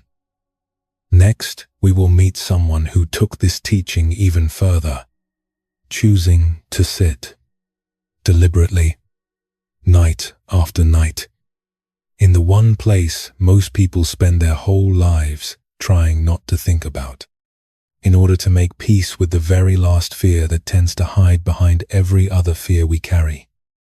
Where Milarepa faced his fear only once it had already filled his home uninvited. This next teacher chose to walk toward it on purpose, long before it ever came looking for him. And what he found there waiting for him in the dark may be exactly what you need to hear before this night is finished. Let that be enough for now. Let the cave stay quiet behind us as we travel on.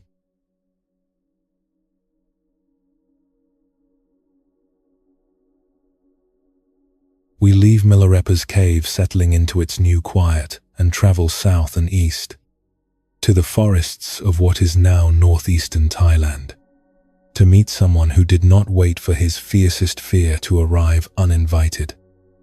He went looking for it instead. There is often, underneath all the smaller worries that crowd a night, one fear that almost everyone carries and almost no one looks at directly.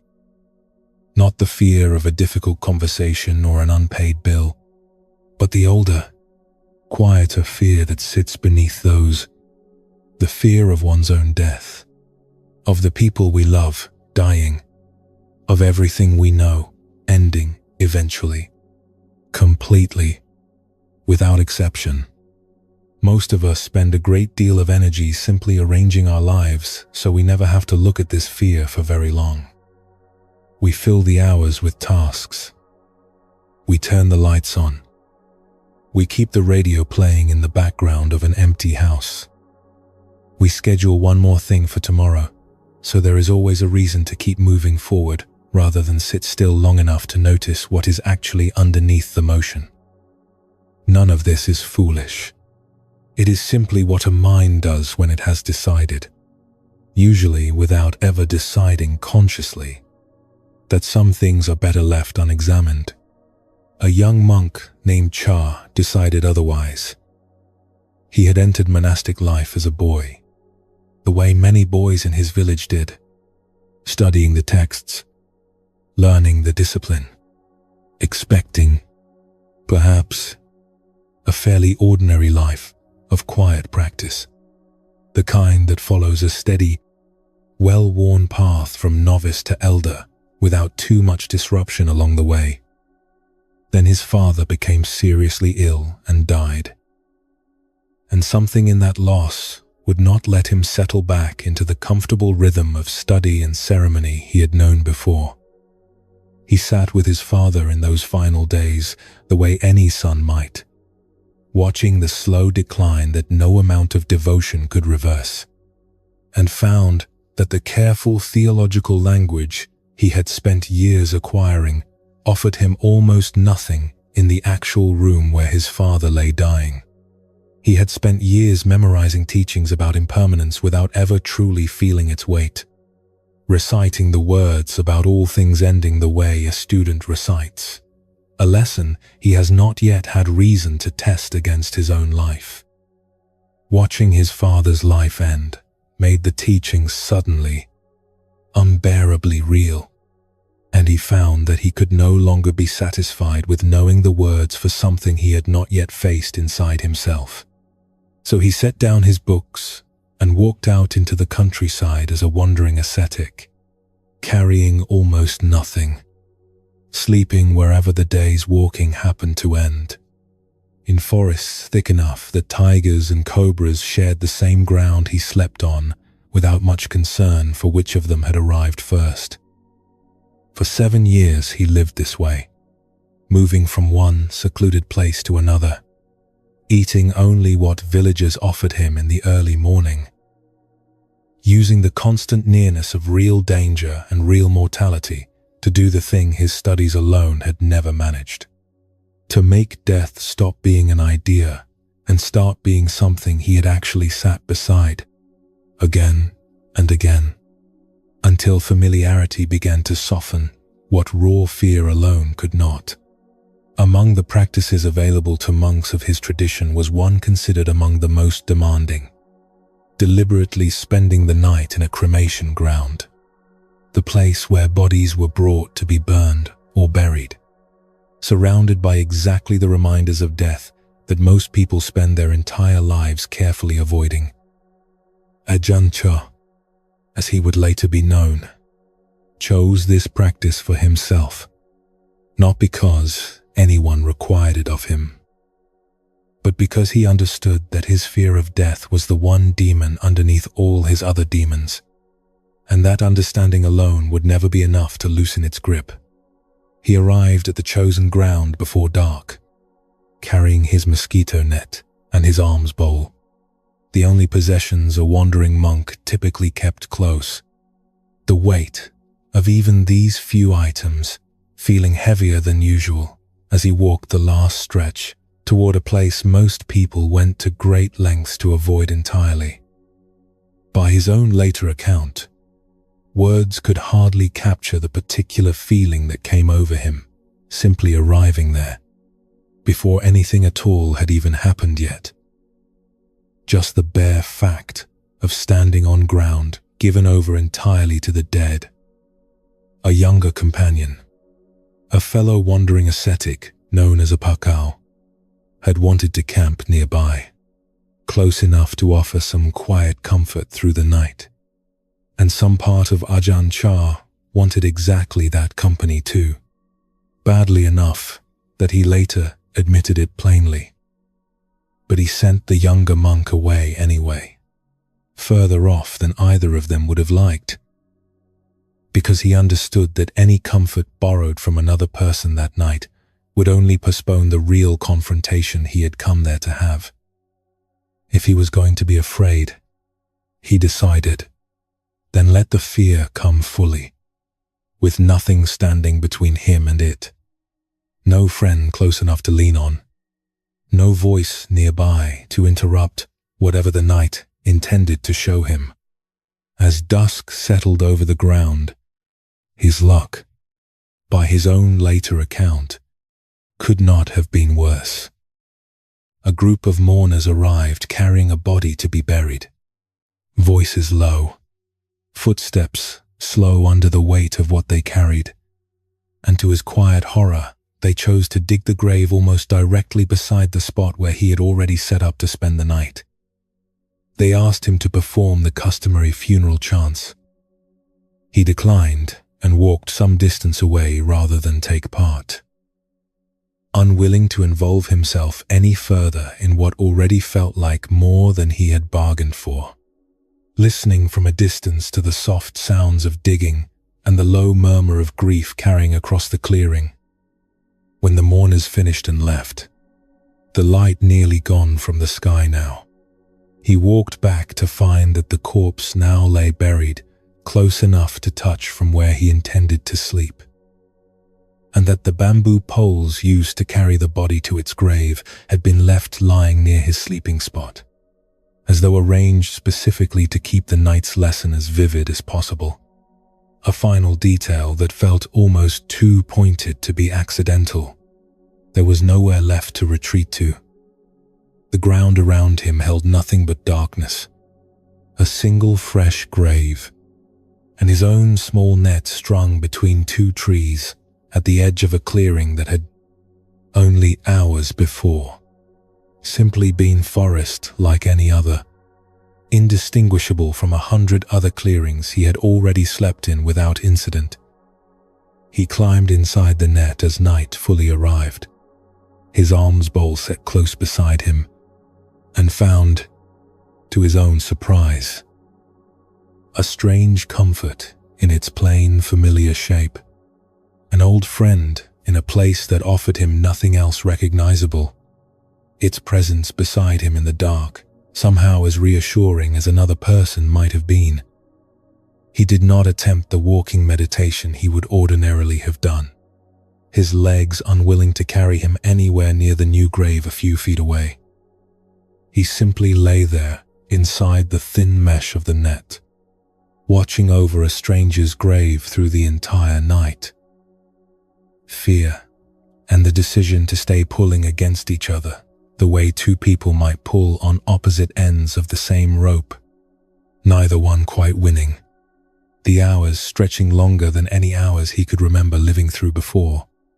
When dawn finally broke and he realized he had survived the night whole, the relief that moved through him was, by his own description, almost overwhelming. He found himself wishing the daylight could simply continue forever so the night would never have to come again. The sunlight on his skin, after arms round, feeling warmer and more welcome than it had ever felt before.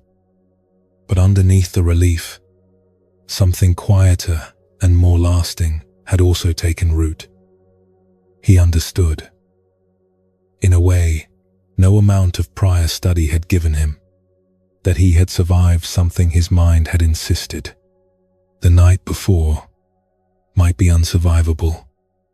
The fear had been entirely real, and it had also, in the end, been only fear, nothing more solid than that. A powerful weather moving through him rather than a fact about the world that required his death to be true. He rested that day, ate his single meal, walked a little in the cool of the afternoon, and allowed himself, briefly, to believe that the worst of it was now behind him, that he had met the test and earned, perhaps, the right to be done with it. The forest, it turned out, had other plans, and by his own account, the lesson was not quite finished, testing him even then. Whatever exact form that second test took, the deeper teaching had already landed by morning regardless. The night beside the grave had not been a single trial to pass once and never repeat. It had been the beginning of a different relationship with the fear itself, one he would need to keep choosing, again and again, for years afterward. Each time the old terror resurfaced in some new disguise. This can sound like a story about extreme willpower, the kind of feat available only to monks willing to sleep beside graves. It means something more available than that. Notice the particular choice Ajahn Chah made that distinguishes his story from what Milarepa faced in his cave. Milarepa's fear arrived uninvited, filling a home he had not asked it to fill, and he only met it directly once. Avoiding it had become impossible. Ajahn Chah's fear was one he walked toward on purpose, long before it ever came looking for him, choosing the time and the place rather than waiting to be cornered by circumstance. Both approaches led somewhere real. Both ended with a fear meeting a steady, undefended presence rather than more resistance. But there is a particular kind of freedom that comes only from choosing, deliberately, to walk toward the very thing you have spent your whole life arranging your days to avoid looking at, rather than waiting for life to force the meeting on its own schedule. This does not mean you must go looking for tragedy in order to be at peace with it. Few of us are called to spend the night beside a fresh grave, and fewer still would benefit from manufacturing such an ordeal artificially. What matters is the principle underneath the extreme example, not the extremity itself. Ajahn Chah's deliberate choice shows that the fear of death, left unexamined, grows larger in the dark of avoidance than it generally turns out to be in the light of direct attention. The teaching is not, "Go find a grave." The teaching is something gentler and far more available. Simply this, that the fear hiding behind so many smaller worries loses some of its power the moment it is finally looked at honestly, on purpose, rather than glimpsed only sideways in moments too rushed and too frightened to really see it. In his later years, teaching the many monks and lay people who came to sit with him, Ajahn Chah returned often to this same principle, telling his students plainly that the only way through what frightens us is to look directly at it, to confront it fully, rather than pushing it away and hoping it tires of waiting.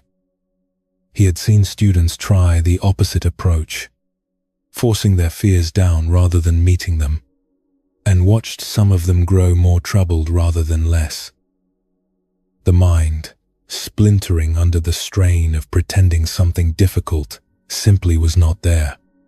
The unexamined fear simply finding other, less obvious ways to surface later, often at moments far less convenient than a chosen night in a chosen clearing. What he asked of his students was not bravado. It was the same plain willingness he had practiced himself in that clearing years before, to let the frightening thing be seen clearly, all the way through, rather than half glimpsed and quickly turned away from. Bring this close to tonight, to whatever is keeping you from resting easily. Many of the worries that visit late at night are underneath their surface details.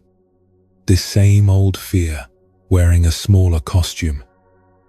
A worry about your health can be this fear standing closer than usual. A fear for someone you love can be this same fear borrowed and placed onto someone else's body instead of your own. A vague unease about the future, about time passing, about whether you are spending your days the way you actually want to be spending them, can be this same fear wearing the costume of ordinary ambition or ordinary regret. You do not have to walk into a cremation ground to do what Ajahn Chah did. You only have to stop, for a moment, pretending that the fear underneath tonight's particular worry is unrelated to the oldest fear any of us carry, and let yourself feel, honestly and briefly, that it is there. The way he let himself feel it fully in the dark beside that fresh grave, rather than spending the whole night trying not to notice it. Consider how much of your own avoidance, of this fear in particular, has been quietly running your evenings without your full awareness of it. the phone reached for in the dark. The show left playing past the point of real interest. The habit of staying busy with small tasks well past the hour you could have gone to sleep. All of it can sometimes be underneath its ordinary surface. The same instinct that almost kept Ajahn Chah from sending his companion away that night. The wish for some small distraction or some small comfort to stand between yourself and the larger silence underneath everything. There is nothing wrong with comfort, and nothing wrong with rest that simply wants to be rest. But it is worth noticing, gently, how often the avoidance and the rest get tangled together, until even sleep itself becomes, in part, one more way of looking away rather than the deep release it could otherwise be. The body lying down, while some quieter part of the mind keeps standing guard against a fear it has never once let itself fully see. What he discovered, lying in that net until morning, was not that death stopped being real or stopped mattering. It was that the fear of it, faced directly even once, loses some of the particular grip it holds over every smaller worry that borrows its shape afterward. You do not need to solve this fear tonight, any more than you needed to solve it in any of the teachings we have considered so far this evening.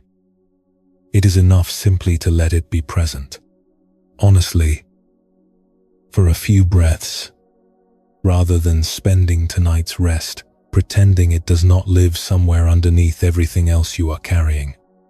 Let your body settle now into whatever is holding it tonight. The mattress, the cushion, the floor beneath you. Let your breath continue at its own pace, unhurried, exactly as it has been doing all along, without needing your direction. There is no grave lying beside you tonight. No corpse waiting to be buried at your side. There is only the ordinary quiet dark of your own room, and underneath it, perhaps, the same old fear that visited Ajahn Chah that night. Smaller now, for having been named honestly rather than avoided. Let your hands rest open. Let your legs grow heavy and loose against whatever is beneath them. He survived his night, fear and all, simply by staying present through it, rather than fighting it or fleeing it entirely. Morning is coming for you too, gently, the same as it came for him. Whether you spend tonight wrestling with what is underneath your worries, or simply let it rest there quietly beside you while you sleep, we have one more stop to make in this part of the journey. Back to the young king we met earlier, who learned, after winning everything an empire could throw at him, the most difficult letting go of all, choosing to set down a throne he had every right to keep.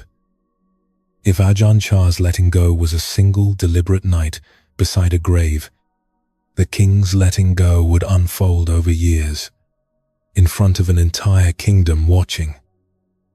And it will show us something about release that even a cremation ground at midnight cannot quite teach on its own.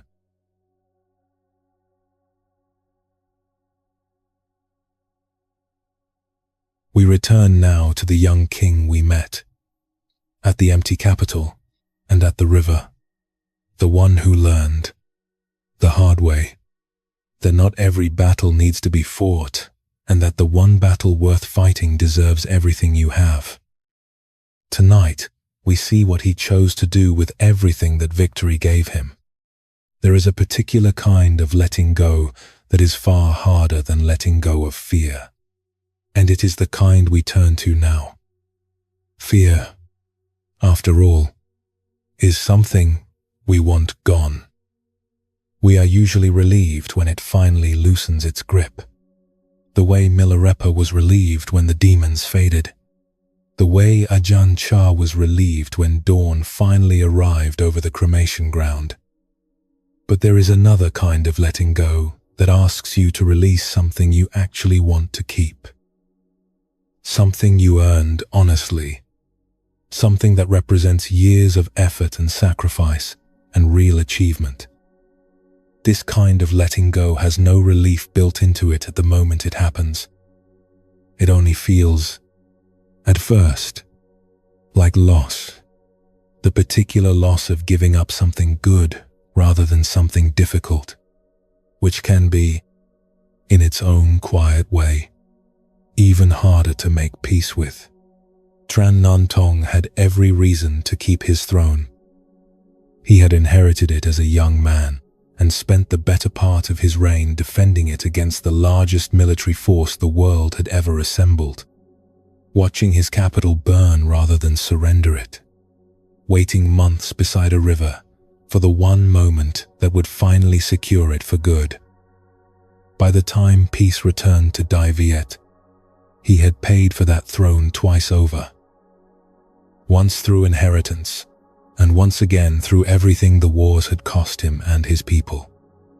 No one would have questioned him for spending the rest of his life simply enjoying what he had fought so hard to protect. For a number of years after the wars ended, that is largely what he did. He governed the kingdom he had saved, oversaw its slow recovery, the granaries rebuilt, the capital repopulated, the long, quiet work of an ordinary peacetime reign, the kind of work that rarely makes it into the stories told about him afterward, but that filled most of his actual days. By every outward measure, he had everything a king of his era could want. A secure throne, a grateful population, a reputation as the ruler who had twice turned back an empire that had conquered nearly everything else it touched. And yet something in him, even amid all of this, kept turning toward a different kind of attention. The same quality of stillness he had once needed during all those quiet evenings of waiting beside the river, before the fighting had given him any particular reason to need it. He began spending more of his private time in study and contemplation, drawn toward the practices of Zen Buddhism that had taken root in the region generations earlier, finding in formal sitting practice an echo of the same patient stillness that had once held an entire kingdom's fate in suspension. Where many rulers might have treated this as a private hobby tucked into the margins of an otherwise full reign, something in Tran Nan Tong's particular history made the pull harder to ignore. He had already learned, on the battlefield, that the things people fight hardest to hold on to are often not the things that actually matter most. He had learned it watching an empty capital absorb an invading force better than any defended one could have. He had learned it waiting beside a river for a single tide rather than rushing to meet an enemy out of pride.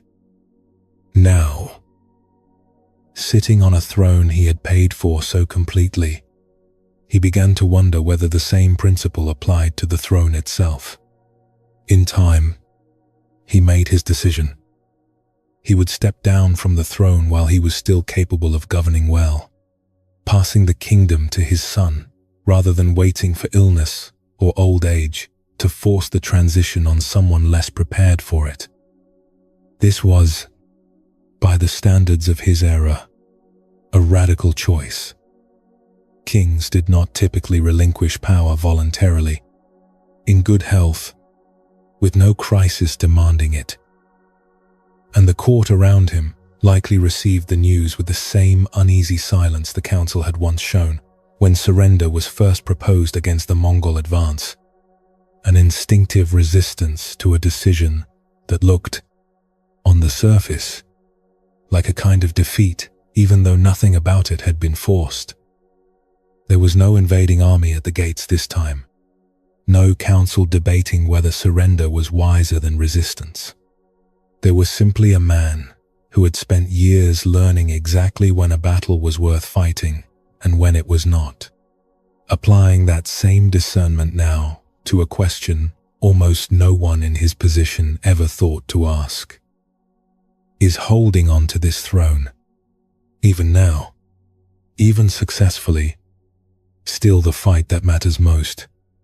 He abdicated, formally, handing the kingdom to his son, and then did something that surprised many who had expected at most a quiet retirement within the comforts of the palace grounds.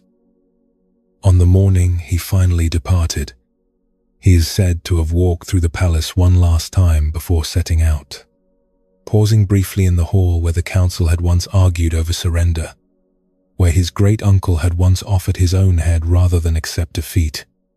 The same walls that had witnessed the kingdom's most desperate hour now witnessed its calmest. A king, walking quietly toward the door, with almost nothing in his hands.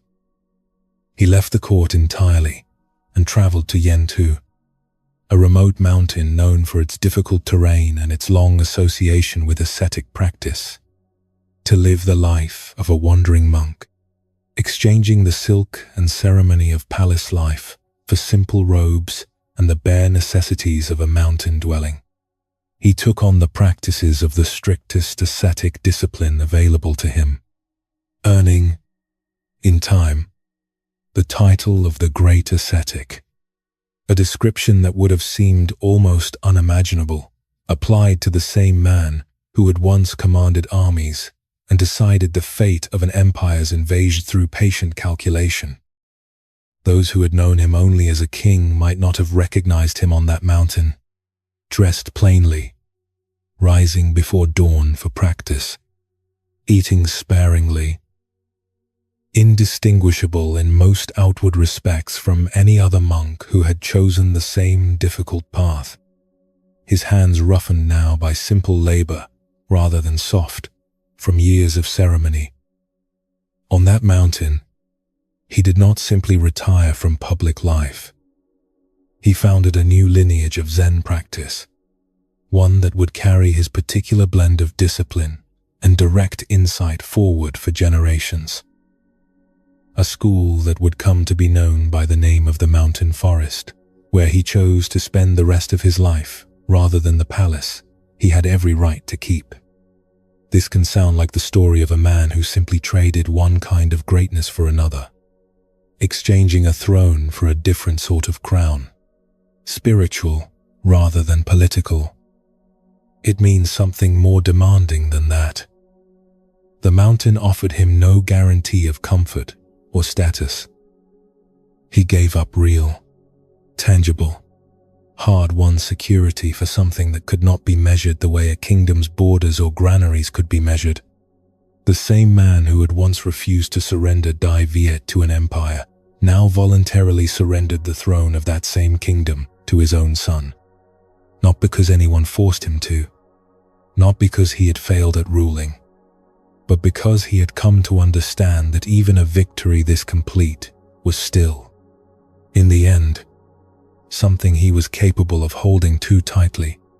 There is an important distinction worth making here between the surrender the council had once proposed at the gates of Thang Long and the surrender Tran Nan Tong eventually chose for himself on the mountain decades later. The first surrender would have come from fear, from a belief that the kingdom could not be saved and resistance was pointless.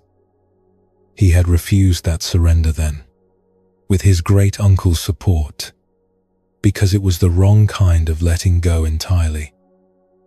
A giving up rather than a giving over. The second surrender, decades later, came from something closer to the opposite condition. Not fear of losing, but the clear-sighted recognition that something he had already won completely no longer needed his grip to remain whole. The throne was secure. His son was capable. The kingdom no longer required the particular kind of holding that had once been essential to its survival. What looked, from a distance, like the same gesture, a king relinquishing power, was in fact built from two entirely different foundations, one collapsing under pressure and one choosing freely once pressure had finally lifted. Notice the particular shape of his entire life, now that we can see all of it together. First, the willingness to give up ground that did not need defending, walking away from the capital rather than exhausting his strength holding it. Then, the patience to wait for the one moment that did deserve everything he had, the tide at Bach Dang. And finally, the recognition that even the throne he had fought so hard to protect was itself one more thing that did not need to be held on to forever. That the truest application of everything the war had taught him was to apply it eventually to his own crown as well. The kingdom he had once refused to fight for everywhere was the same kingdom he eventually let go of entirely. Not out of defeat, but out of having learned completely what was actually worth holding and what was not. It took him decades to walk this particular arc fully. From a frightened young man on a boat watching his own capital burn behind him, to an old man walking calmly up a mountain path toward a life with almost nothing in it.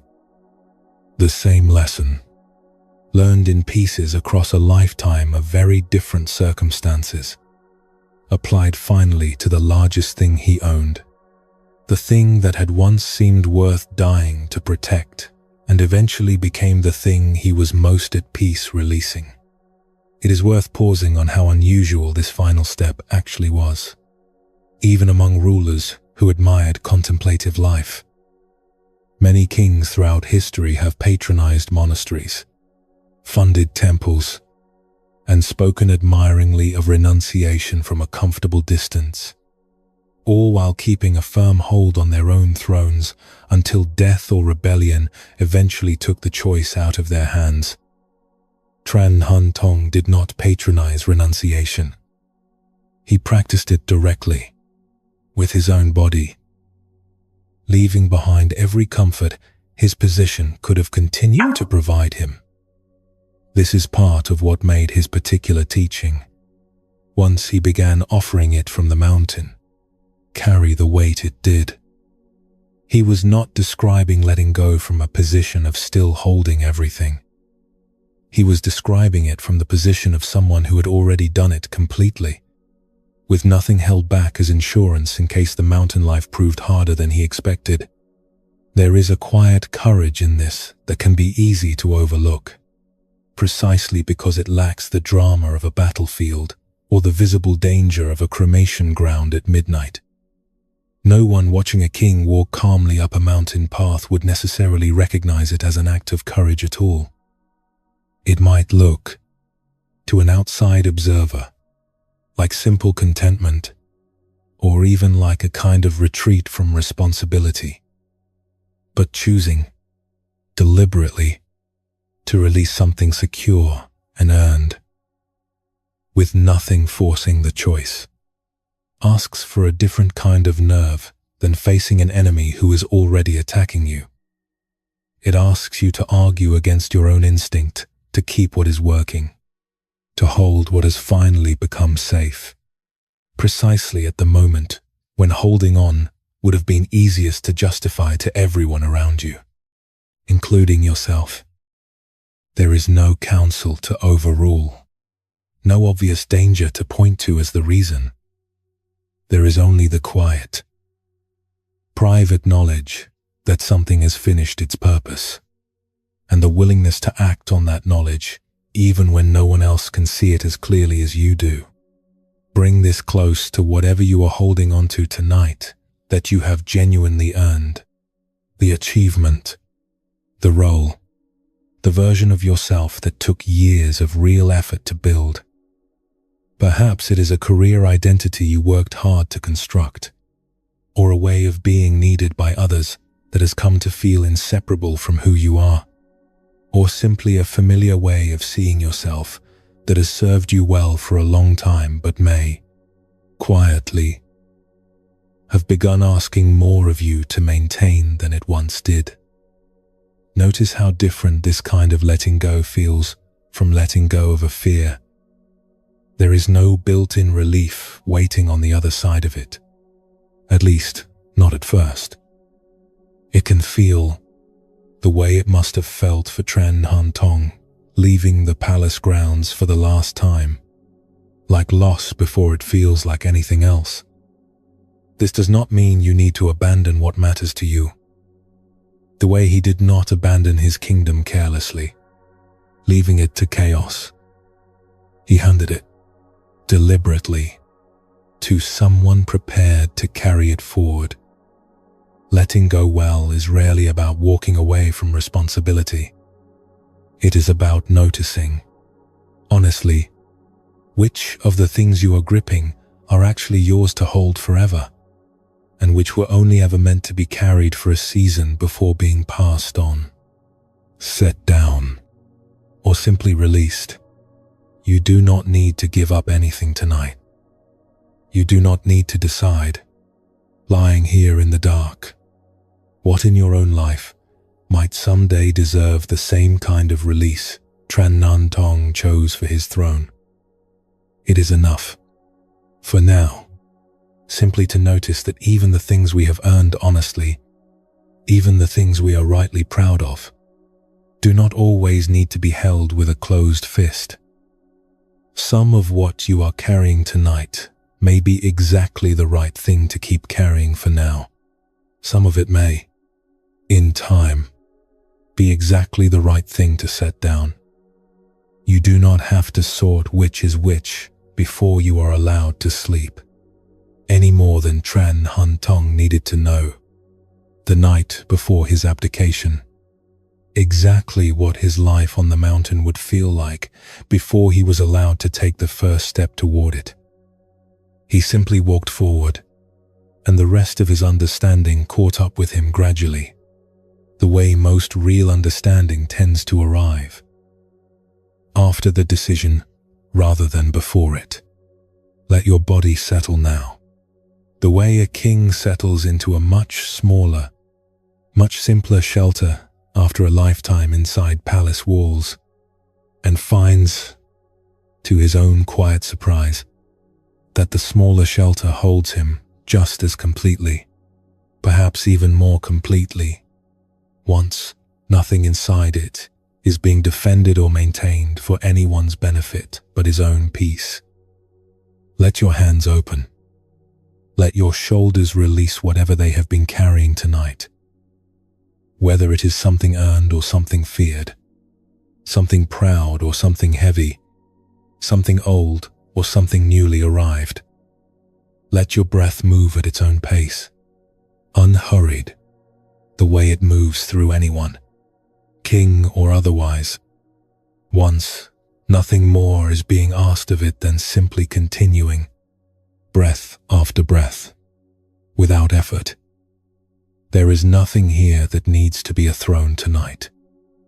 There is only this small, quiet room, and whatever rest is willing to meet you in it, asking nothing of you except that you let it.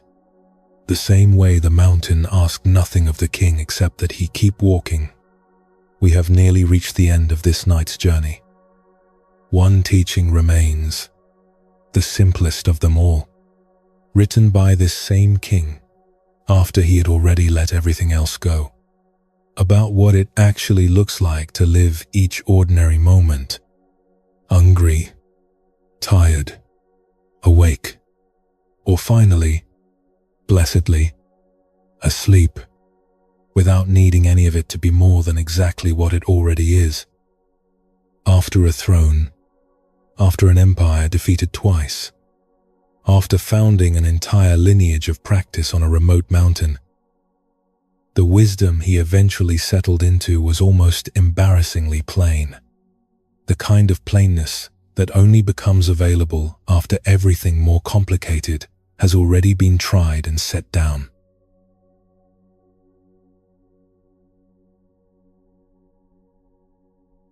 We return to the mountain one final time, many years after the king first arrived there as a wandering ascetic with almost nothing in his hands.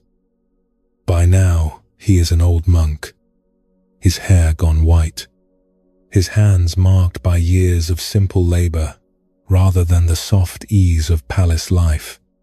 His days settled into the same simple rhythm that had once seemed so strange to a man who had spent his early life inside palace walls. The morning mist still gathers in the same valleys below the mountain each day. The same bell still calls the same small community to practice at the same early hour. And the man who once decided the fate of an empire's invasion now spends his mornings doing nothing more dramatic than sweeping a path between two simple buildings. It is here, in this late and quiet season of his life, that he wrote down the simplest teaching of all. There is a particular kind of tiredness that comes from believing every moment needs to be more than it already is. Even rest, for many of us, becomes another task to perform correctly. We worry about whether we are relaxing enough, whether sleep is coming quickly enough, whether the breath is deep enough, or the mind quiet enough to count as proper rest. We turn even the simplest acts, eating, resting, closing our eyes at the end of a long day, into small performances we feel we might be failing at, grading ourselves on how well we manage to be still, as though stillness itself were one more skill to master rather than something the body already knows perfectly well how to do on its own. This particular exhaustion has nothing to do with how busy the day actually was. It comes from the constant, quiet effort of making ordinary moments into something they were never meant to be. Tranyan Tong, by the time he wrote his teaching at Yen Tu, had already passed through every version of effort a person might ever need. He had defended a kingdom and given up ground, when giving up ground was wiser. He had waited months beside a river for the one moment worth fighting for completely. He had walked away from a throne he had every right to keep, choosing the harder, plainer life of the mountain over the comfort he had earned many times over. By this point in his life, his days followed the same unremarkable rhythm shared by every other monk on the mountain, rising before light, sitting in formal practice, walking the same worn paths between the meditation hall and his simple quarters, eating exactly what was offered and no more. His once calloused hands from sword practice, now calloused in entirely different places from years of simple manual work. If anyone had earned the right to declare that life required enormous effort, it was this man, who had given more effort across his lifetime than almost anyone in his kingdom's history. And yet what he wrote, in his final teaching, said almost the opposite of everything his life might have seemed to prove. He described a way of living he called dwelling in the world while delighting in the way, a phrase that captured something he had come to understand only after trying every harder alternative first. He wrote that, when hunger arrives, the wise simply eat. When tiredness arrives, they simply sleep. He wrote that a great treasure already sits inside one's own house, and that there is no need to go searching anywhere else for it. And he wrote a line that, more than any other, seemed to gather his entire life's hard-won understanding into a single breath, facing every circumstance with a mind that does not grasp. He said, "There is no longer any need to even ask about meditation at all." The practice he had spent decades refining, through war and through mountain solitude, had finally arrived somewhere almost embarrassingly simple. Meet whatever is actually here, exactly as it is, without reaching past it for something else. That alone, he was saying, was the whole of the path. Consider how strange this must have sounded to anyone expecting grand metaphysics from a former king turned monk. Other teachers of his era filled their writings with elaborate cosmology, detailed maps of consciousness, intricate instructions for advancing through stage after stage of realization. each stage promising something more refined and more impressive than the one before it. Tren Hentong. After living through more dramatic events than almost any of those other teachers, chose instead to write about eating and sleeping, as though the entire weight of his extraordinary life had been quietly distilled down to the most ordinary acts a person performs every single day without thinking twice about them. There is something almost humorous in this. A man who had once commanded armies and decided the fate of empires choosing, in the end, to leave behind a teaching that any tired farmer returning from the fields could have understood without a single day of formal study. It suggests that all the difficulty of his earlier life, the war, the patience, the throne, may have served, in the end, mainly to clear away everything standing between him and this one plain recognition. The same recognition that was, in some sense, available to him from the very beginning, long before any of the harder lessons had been necessary to teach it to him.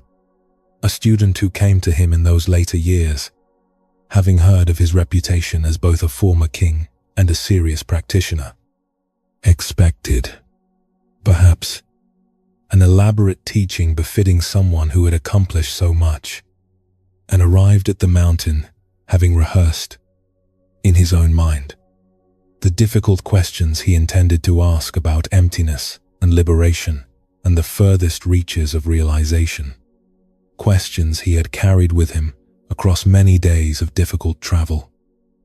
Instead, the old monk pointed simply to the ordinary rhythm of the day, glancing at the angle of light through the trees and asking whether the student had eaten yet that morning.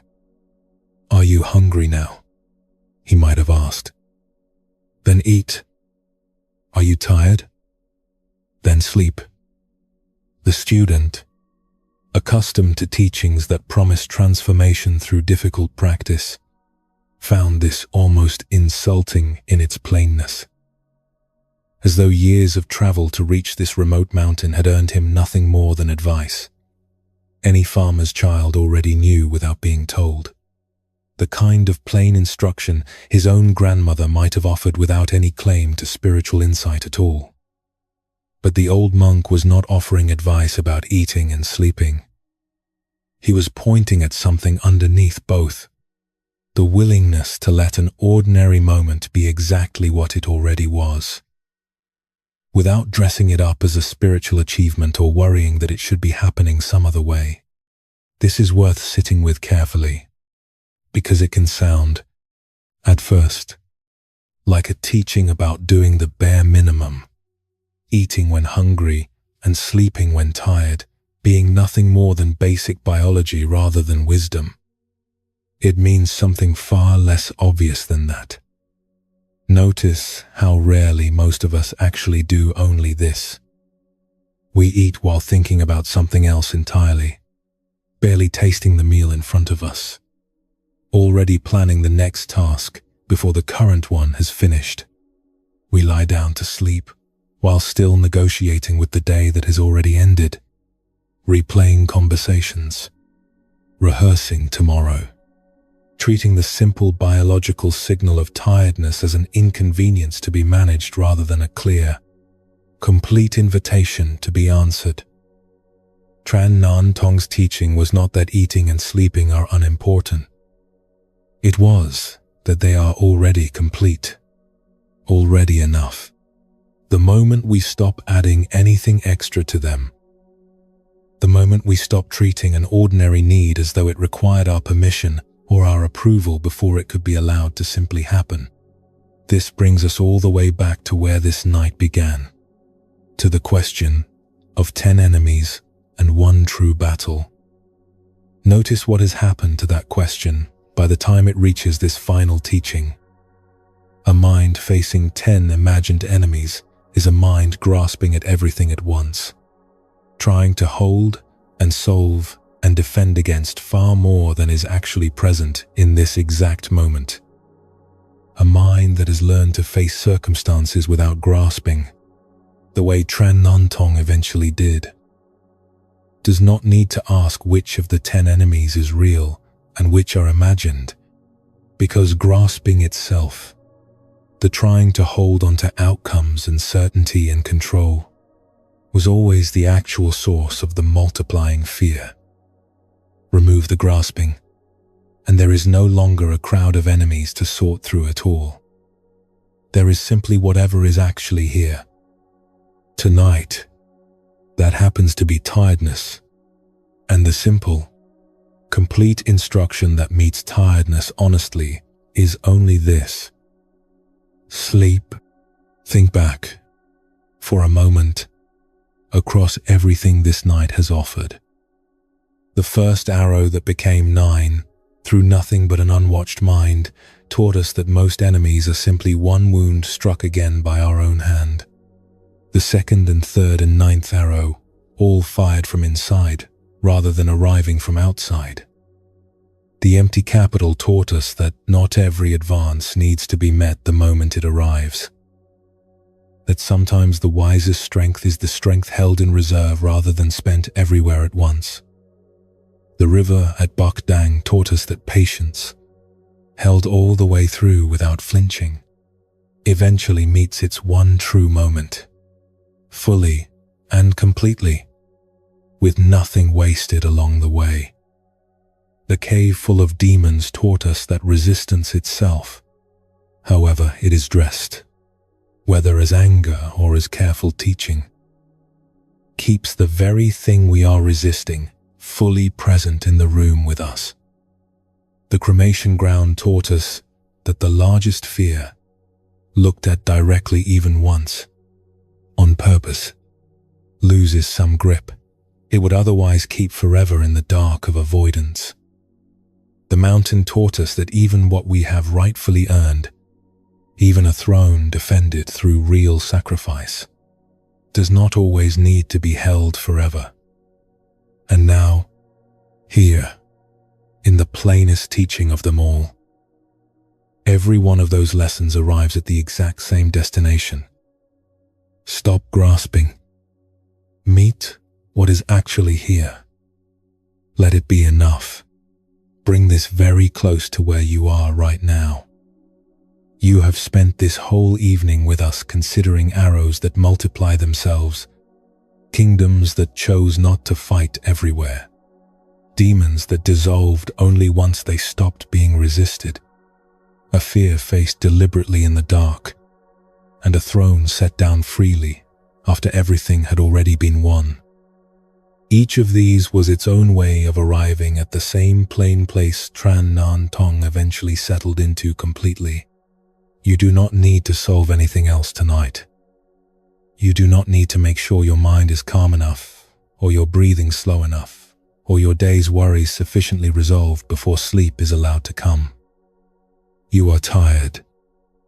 That is the entire instruction this moment is offering you.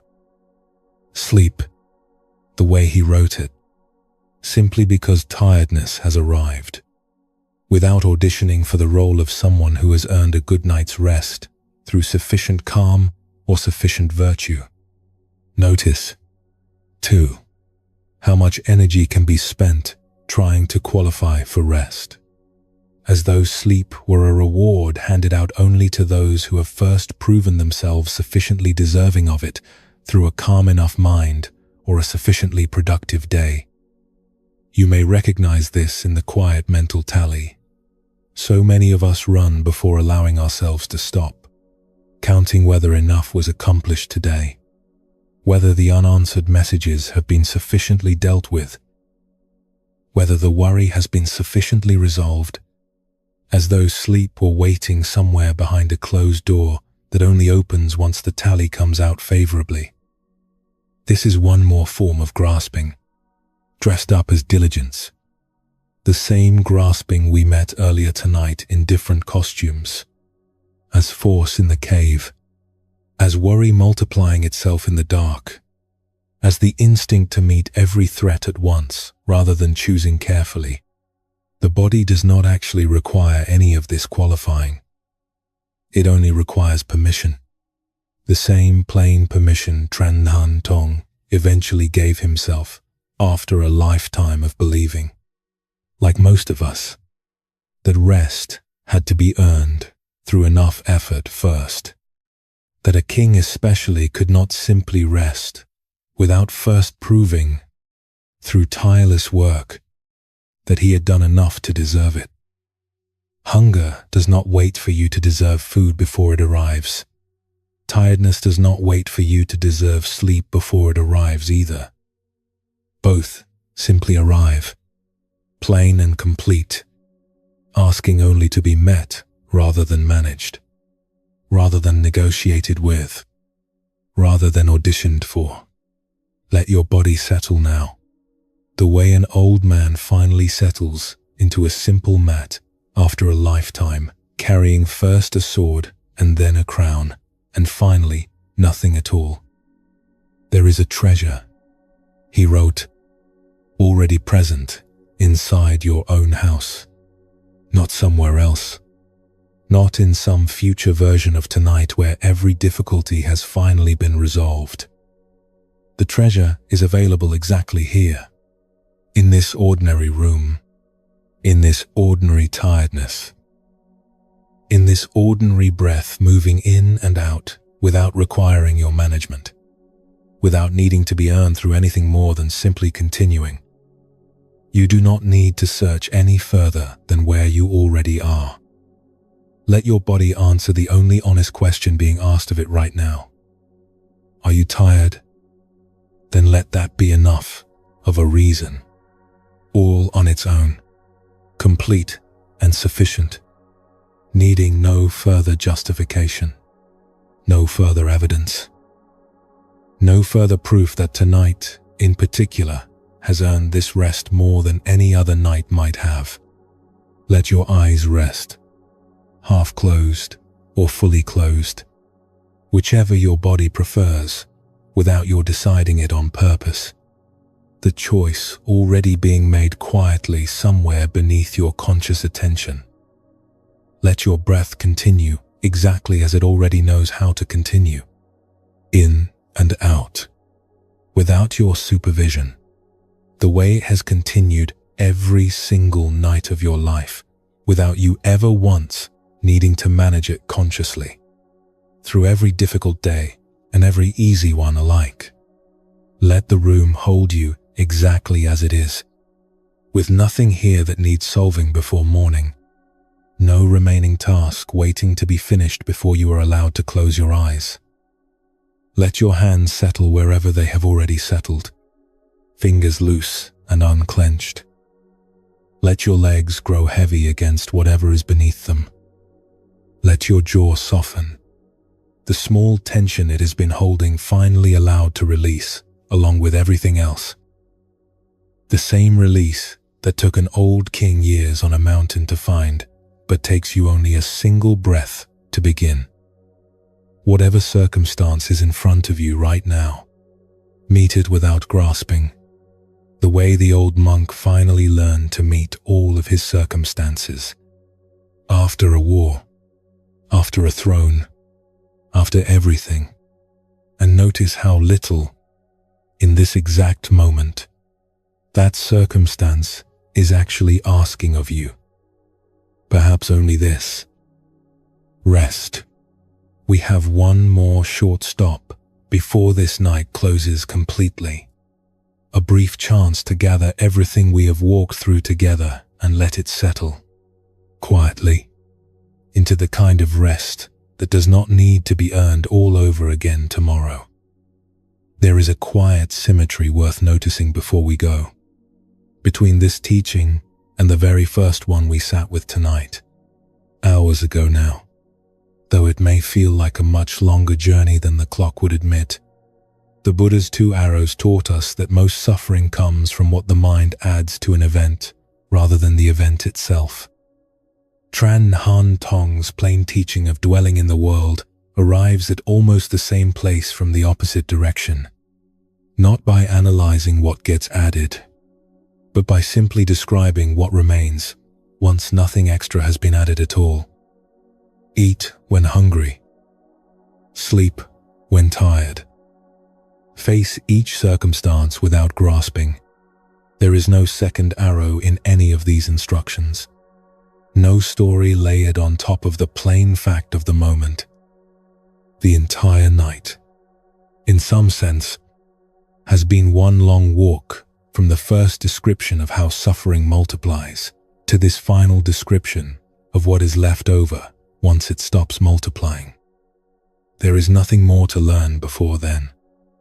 There is only the gathering itself, slow and unhurried, the way the last light of evening gathers into full dark without anyone needing to switch it on.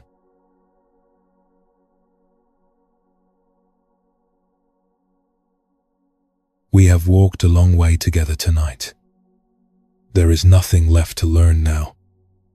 There is only what we have already gathered, settling slowly, the way sediment settles in still water once nothing is stirring it anymore. You do not need to remember the names. You do not need to remember the order any of it came in. None of that was ever the point of tonight. Let us walk back through it one more time, slowly, not to understand it again, but simply to let it rest beside you as you close your eyes. The way a familiar story can be heard a second time purely for the comfort of its sound, with none of the effort that came with hearing it the first time. Somewhere in a quiet grove, a man sat with his monks in the hour after a meal and spoke of 2 arrows. One arrow arrives from outside us. It cannot always be avoided. The second arrow, the one that turns one pain into 9, is fired by our own hand, in the dark, when no one else is in the room to disagree. An ill monk sat among them that day, his fever still present, his ache still real, and discovered, by morning, that the ache had not grown smaller, only quieter. Once, nothing more was added on top of it.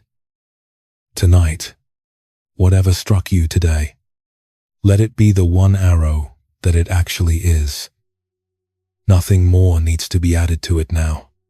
Somewhere far to the north, a kingdom once faced an empire larger than anything it had ever seen, and chose not to meet it everywhere at once. It gave up a capital it could have died defending, watched the smoke rise from its own granaries rather than leave anything behind for the invaders to take. And in giving it up, it kept everything that mattered. Tonight, whatever feels too large to meet all at once, you do not have to meet it all at once either. Some of it can simply be allowed to stand outside the gates a little longer, unanswered, while you keep what strength you have for whatever truly needs it later. Beside a wide river, the same kingdom waited, for months, doing nothing that looked like victory, driving rows of iron stakes into the riverbed at low tide and trusting that the work would matter without ever being certain it would. Then the tide finally turned, and one decisive moment arrived to meet everything that patience had been quietly preparing. Tonight, whatever you are still waiting for, the waiting itself is not wasted. It is simply waiting, doing its own slow work, the way a river does its work, whether or not anyone is watching it.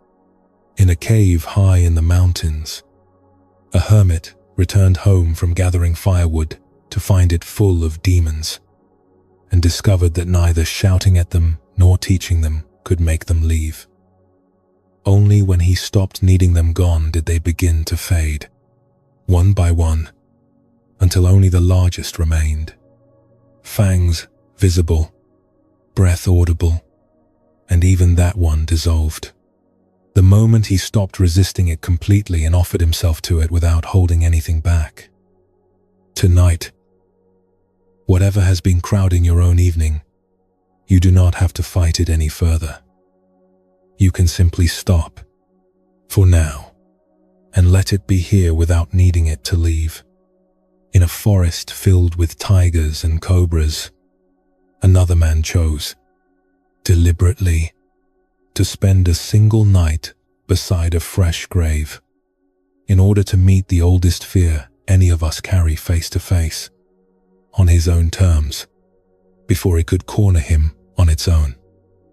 He sent his only companion away so that nothing could soften the meeting, and he lay there until dawn, with nothing but an old alms bowl for company. He survived the night. The fear did not disappear, but it lost some of the grip it had held over every smaller fear that came after it. Tonight, whatever fear is sitting quietly beneath your other worries, it does not need to be solved. It only needs to be allowed to exist, honestly, for a few breaths, without you running from it in the dark. A king who had twice saved his kingdom from the largest army in the world eventually set down the throne he had every right to keep and walked up a mountain with almost nothing in his hands, choosing a harder, plainer life over the comfort he had more than earned. He looked back once at the palace roofline before his boat pulled away, afraid, and let the fear come along anyway without letting it decide anything for him. Tonight, whatever you are holding on to tightly, even the things you are right to be proud of, you do not need to decide what to release. You only need to know that not everything has to be held forever.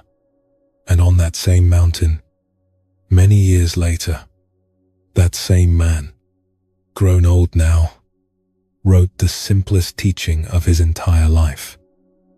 When hungry, eat. When tired, sleep. Face whatever is in front of you without grasping, and there is nothing left to even ask about. Tonight, you are tired. That is enough of a reason, complete and sufficient, needing no further proof, no further explanation, no further evidence that you have earned the rest that is already waiting for you. 10 enemies, and you can defeat none of them by trying to face all 10. But notice, now, at the end of this long walk together, what that koan has quietly become. There were never really 10 enemies tonight. There was one arrow, fired once. There was one kingdom, choosing carefully. There was one river, holding its patience. There was one cave, and finally met without resistance. There was one fear, faced directly in the dark. There was one throne, set down freely. There was one old man on a mountain, eating when hungry, sleeping when tired. And there is one tired body, lying here right now, asking for nothing more complicated than rest. No 10 enemies, no fear. Only this, only now, only the weight of your own body, settling the way it has settled every night of your life, without needing to be taught how. Let your breath grow slower, not because you are forcing it to slow, but because there is nothing left tonight that requires it to stay quick. In and out, in and out, each breath arriving on its own, leaving on its own, asking nothing further of you. Let your shoulders rest fully into whatever is beneath them. The mattress, the cushion, the chair. Let your hands open, palms loose, fingers still. Nothing left to hold on to, and nothing left that needs holding. Let your jaw soften. Let your forehead smooth. The small lines of effort it has been holding all day, finally allowed to let go. The way a fist slowly opens once it remembers it was never actually under attack. There is nowhere else you need to be. There is nothing else you need to solve. There is no list waiting for you tonight that cannot wait a little longer. Quietly, until morning finds it instead of you. Whatever is unfinished tonight is allowed to remain exactly that, unfinished. Without apology. If a thought arrives, let it arrive. You do not need to follow it, and you do not need to push it away either. Simply let it pass, the way clouds pass without your help, without your permission, without your effort, drifting across a sky that was never disturbed by their passing in the first place. If a worry tries to multiply itself into 9 more, you can let it stay as one. Just one. Small enough to rest beside, rather than fight. 1 arrow. Not 10. You have already done enough today. You do not need to prove that to anyone, least of all to yourself. Whatever you accomplished was enough. Whatever you did not get to was never actually required of you tonight. Rest now. Let the room around you grow quieter, even if nothing about it has actually changed.